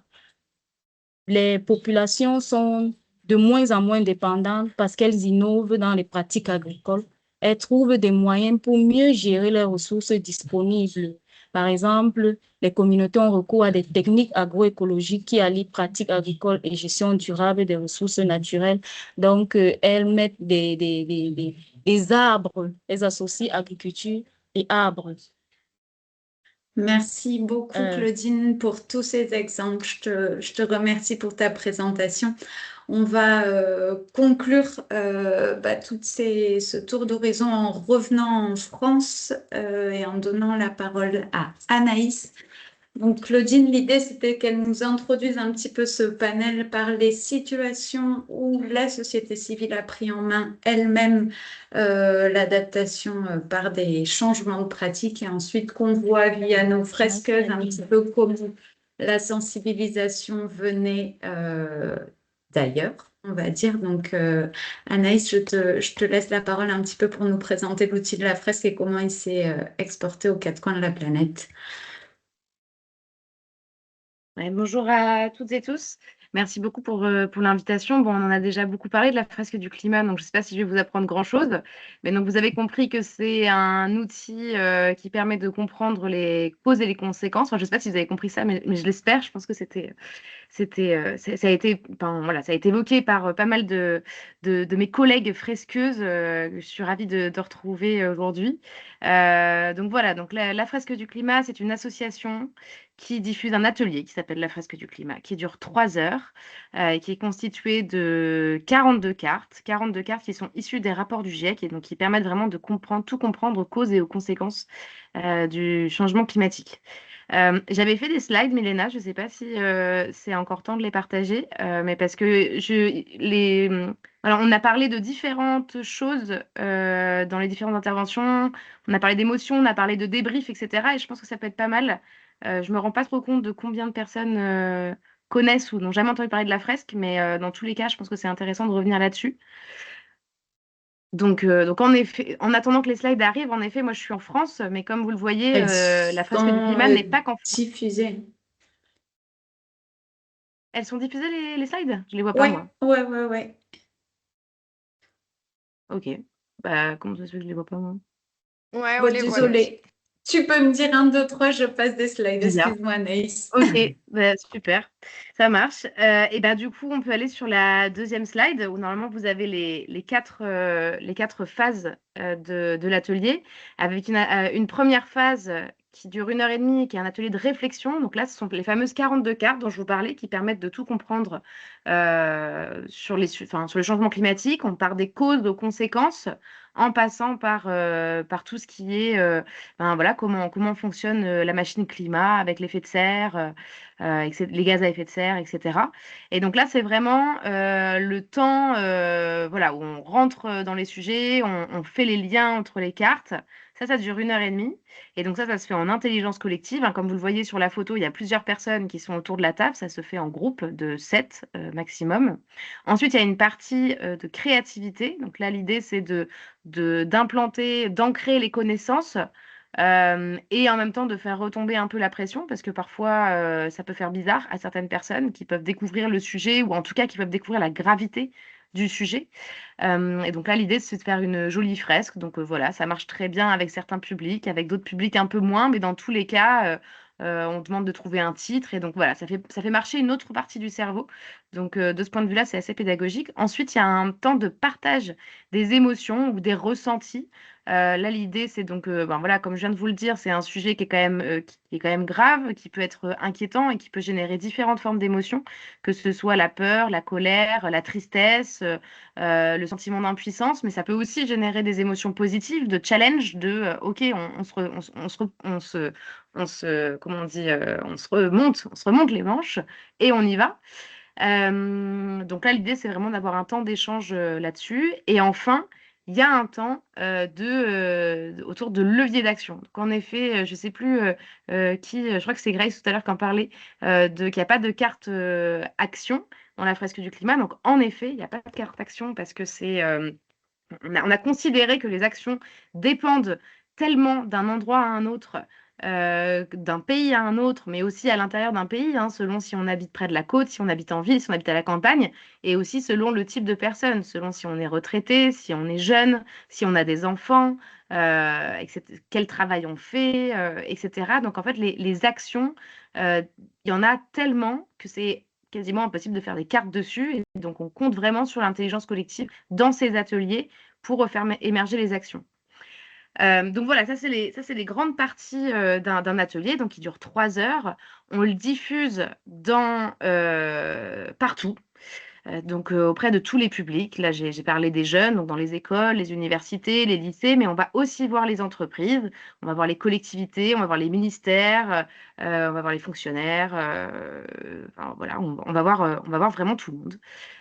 Et donc, c'est d'autant plus pertinent de ne pas avoir de carte action clé en main parce que, en fait, selon les publics qu'on va voir, ce ne sont pas les mêmes actions. Parce que parfois, on va s'adresser à l'individu. Quand on fait des ateliers au niveau du grand public, on s'adresse à l'individu. Mais parfois, si on fait ça dans un lycée, par exemple, on peut s'adresser aux lycéens. Et donc, réfléchir aux actions en tant que lycéen. Dans mon lycée, qu'est-ce qu'on peut faire? Et donc, pareil pour une entreprise, pareil pour une ville. Et donc là, voilà, les actions, les idées d'action qui ressortent ne sont jamais les mêmes. Et donc aujourd'hui, alors attends, du coup, vu que je vous regarde, bon voilà, oui, on peut passer à la slide d'après. Ça, c'est un peu les atouts de la fresque du climat parce que peut-être c'est sûr Anaïs, que si tu peux nous ouais, échanger sur comment elle s'est exportée un petit peu et le c'est ça. phénomène qui a grandi, ouais. C'est ça, bah, du coup, ça fait le lien parce que pourquoi, en fait, ça fait à peine 7 ans que l'association existe et on est déjà partout. Et donc, je crois que c'est la dernière slide où il y a les chiffres. Mais on a eu une croissance absolument exponentielle, hyper rapide. Et donc, il y a plusieurs choses. Et donc, c'est pour ça qu'il y a cette fameuse slide avec les différents atouts de la fresque du climat. C'est quand même assez... c'est quand même assez original dans le sens où on a un atelier de sensibilisation qui est ludique. Généralement, même si le sujet est grave, les gens passent quand même un bon moment par le fait voilà, des règles un peu et des différentes étapes du jeu, par le fait que ce soit collaboratif. On n'est pas tout seul derrière son écran avec un documentaire angoissant. On n'est pas assis muet. Comme vous aujourd'hui d'ailleurs, enfin, lors d'une conférence. Non, on est en action, on est vraiment, on se saisit des sujets et c'est pas du tout une critique, hein, Milena. Il y a un bon format pour tout, mais c'est vrai que sur un sujet qui peut être angoissant, le fait d'être à plusieurs, voilà, c'est encourageant et c'est intéressant. Donc c'est hyper visuel. Donc d'un point de vue pédagogique, on mobilise à la fois l'écoute, le visuel et le toucher. C'est créatif, donc comme ça parle aussi aux créatifs. C'est assez simple, en fait, c'est très très simple à organiser. C'est complètement low-tech, il n'y a pas besoin d'électricité, il faut juste des cartes et des stylos. Enfin, voilà, donc d'un point de vue de diffusion, c'est une des clés de notre succès. C'est transformatif, donc oui, il se passe des choses, même si, pareil, on l'a dit, c'est pas évident de quantifier réellement l'impact de ces fresques du climat, parce que une fresque, les sujets de sensibilisation de manière générale, chez certaines personnes, il va y avoir un déclic, mais ce déclic-là, il arrive à un moment, dans un chemin, dans un parcours. Et donc, une fresque du climat, potentiellement, elle n'arrive pas au même endroit selon les personnes, au même moment de la vie. Et donc, chez certains, la fresque du climat, c'est le déclic. Et chez d'autres, c'est la première étape avant le déclic qui suiviendra 6 mois après autre chose. Donc, c'est pas évident. Mais ce qu'on sait, c'est quand même, vu le taux de transformation, le nombre de personnes qui deviennent animateurs et animatrices. Ouais. Pardon Anaïs, moi je suis la timekeeper du timekeeper. Okay. Et du coup, on a vraiment envie, en fait, je vais t'arrêter même, désolée. On a vraiment envie en fait d'échanger et il y a déjà des questions dans le chat. Donc je me permets de te couper parce que je pense que les échanges sont vraiment importants. Voilà, et je rends la main à Milena pour piloter les échanges. Je peux peut-être juste dire un petit mot sur les chiffres et du coup redire donc quand même, ça me semble important quand même de dire que c'est complètement scientifique et qu'on est apartisan. Et en fait, j'insiste là-dessus parce que c'est aussi des clés de notre succès. En fait, si on était partisan, en fait, ça serait plus difficile de se déployer. Et donc, notre secret, vraiment le secret de la réussite de ce projet, c'est vraiment ce système une fois qu'on participe à un atelier, on peut très facilement suivre une formation à l'animation qui permet aux gens eux-mêmes de devenir animateurs et animatrices. Et donc aujourd'hui, on a touché plus de 2 millions de personnes, on est dans 160 pays et on va bientôt atteindre les 100 000 fresqueurs et fresqueuses. Voilà. C'est la transition parfaite parce que c'est toutes ces personnes que vous avez formées qui sont les personnes qui ont participé aujourd'hui à ce forum et qui sont en train de démultiplier cette fresque, comme on l'a vu en Côte d'Ivoire, en Tunisie, mais aussi au Sénégal. Je vais vous laisser prendre la parole maintenant pour les questions et peut-être aller un petit peu plus loin sur cette fresque, quand vous la faites, comment est-ce qu'elle est perçue et peut-être aussi peut-être orienter nos collègues des ONG parce que moi, je prends la main peut-être pour la première question en disant, de votre côté, vous êtes toutes fresqueuses, vous avez sensibilisé, vous avez vu toutes ces personnes qui assistent à ces ateliers. Mais d'après vous, qu'est-ce que les ONG elles pourraient faire au sein de leurs équipes et auprès des bénéficiaires pour mieux les accompagner dans cette transformation, dans cette prise de conscience et dans l'adoption d'autres comportements plus à même de favoriser cette transition? Je ne sais pas si une d'entre vous veut prendre la parole et puis après, je vous laisse la main.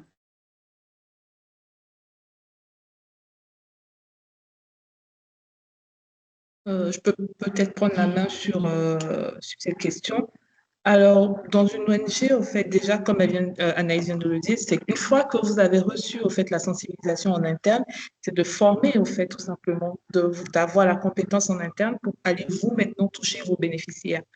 La fresque du climat peut s'adapter vraiment à la raison d'être de toute la structure qu'elle rentre. Donc, comment adapter finalement la fresque du climat à votre raison d'être en tant que ONG? Est-ce que vous travaillez sur le plastique? Est-ce que vous travaillez sur les déchets? Est-ce que vous travaillez sur le reboisement? Peu importe, au fait, finalement, c'est d'adapter, au fait, la fresque du climat à votre raison d'être et d'aller toucher maintenant, à ce moment-là, vos bénéficiaires. Il faut savoir qu'en tant que ONG, vous allez toucher plutôt au niveau du grand public et tout ça, sachant que voilà, il y a différentes organisations, que ce soit de toucher des professionnels du secteur public ou de l'enseignement supérieur. C'est un peu différent le fonctionnement, mais tout ça, on l'explique dans une formation à l'animation. Donc, n'hésitez vraiment pas à vous faire former, à participer déjà si vous n'avez pas encore participé en interne et à vous faire former pour avoir la compétence et aller toucher maintenant vos parties prenantes. Ensuite, c'est tout bon pour moi. Oui, les questions suivantes. Aline m'indique qu'il y a des questions de Tristan, de Bienvenue. Je vous laisse prendre la parole avec vos questions.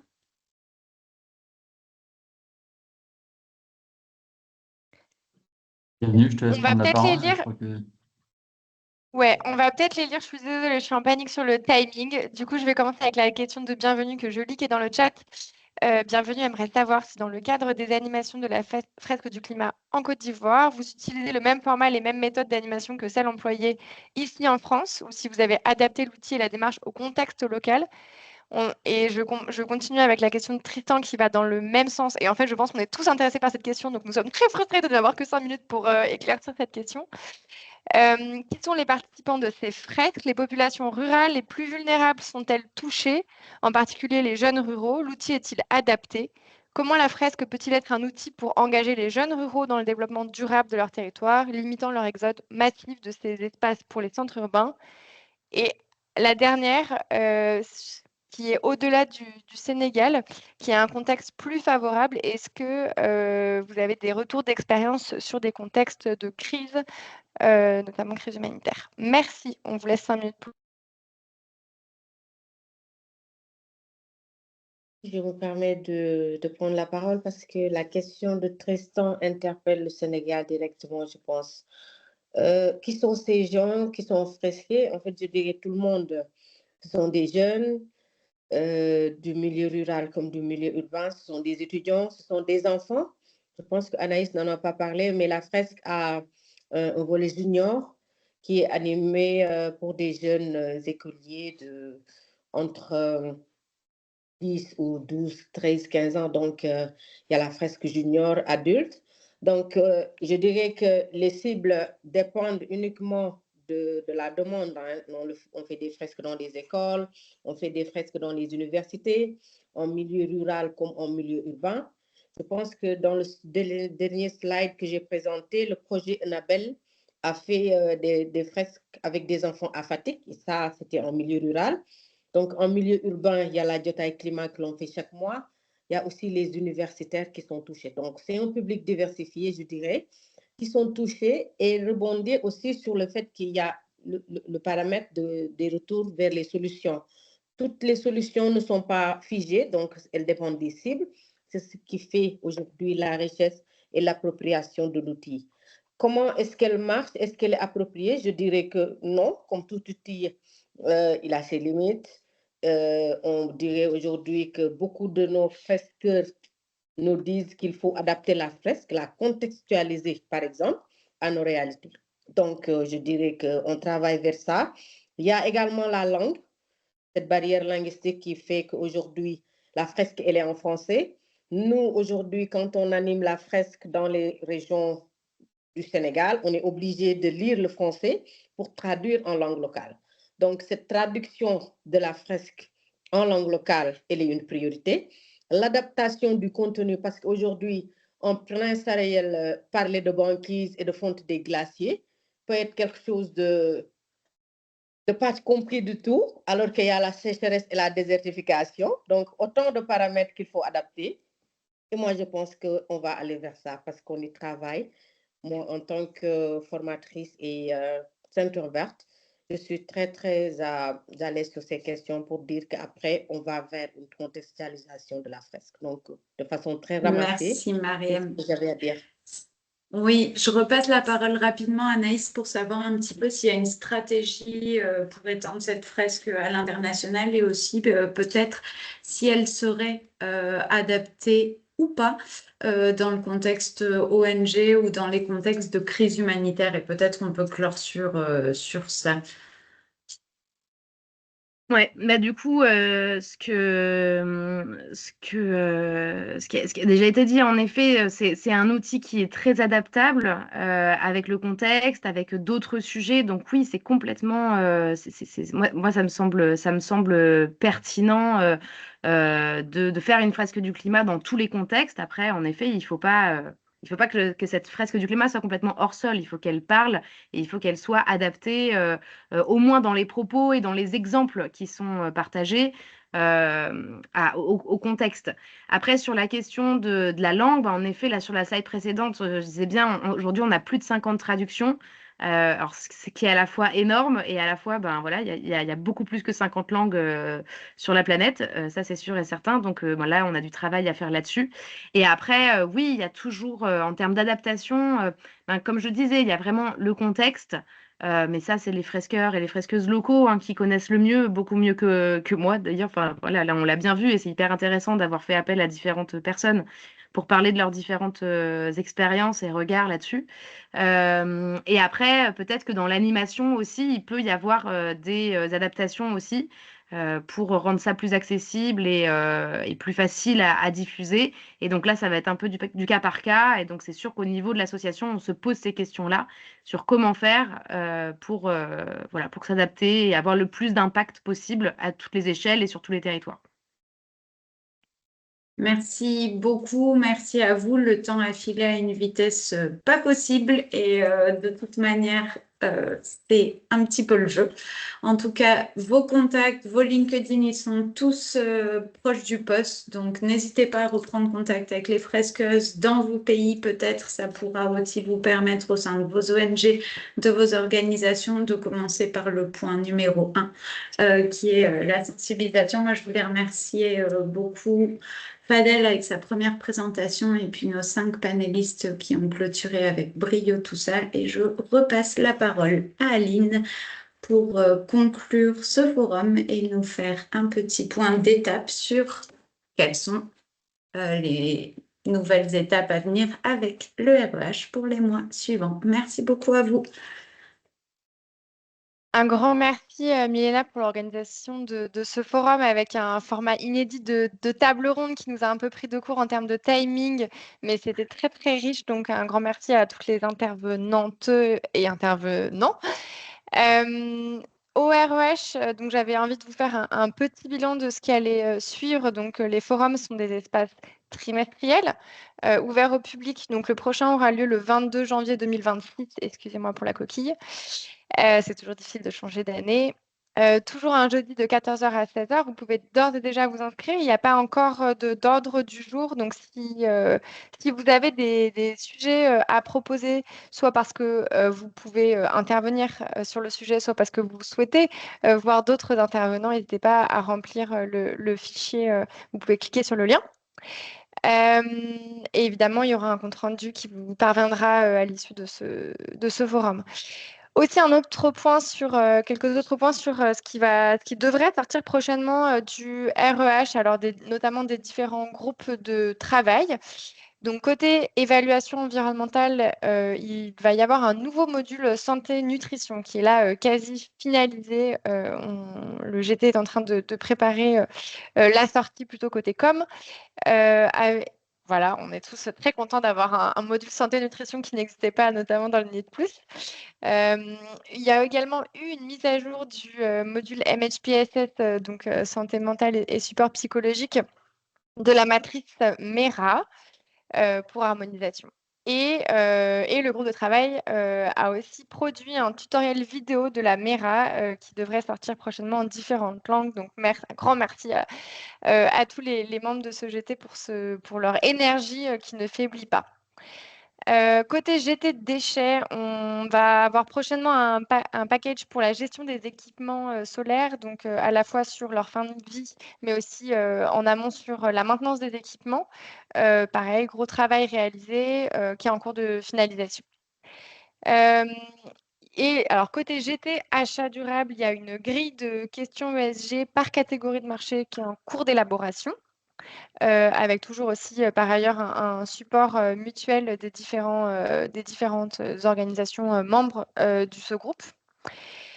Côté, alors je sors des GT et je passe au niveau REH plus structurel. Donc, le rapport de suivi de la déclaration d'engagement est en cours, notamment avec l'appui indispensable de Milena, que je remercie encore.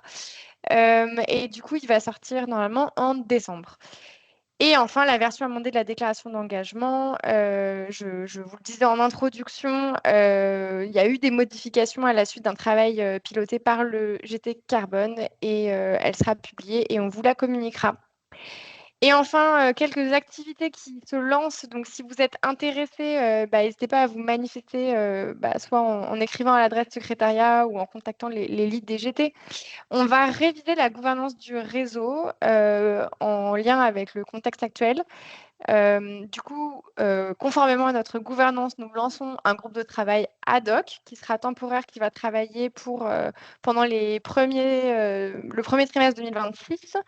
Donc, si vous êtes intéressé, on va faire une communication spécifique sur le sujet. Mais pareil, si vous êtes intéressé pour travailler sur la gouvernance de notre réseau, n'hésitez pas à nous écrire. Et de manière un peu plus pratico-pratique et opérationnelle, l'élaboration d'un plan de gestion des déchets simplifié. Un sous-groupe est en train d'être lancé au niveau du GT déchets, avec des inspirations de ce qui a déjà été fait dans certaines organisations. Il me reste à remercier les participants et à vous dire à bientôt pour le forum. N'hésitez pas à aller aussi checker les actualités sur le site internet. Merci à vous et bonne fin de journée. Merci beaucoup. Merci Aline, merci tout le monde. Merci, au revoir. Salut Mariam, salut tout le monde. Merci Milena. Merci beaucoup. Merci, à la prochaine. À la prochaine. Merci beaucoup.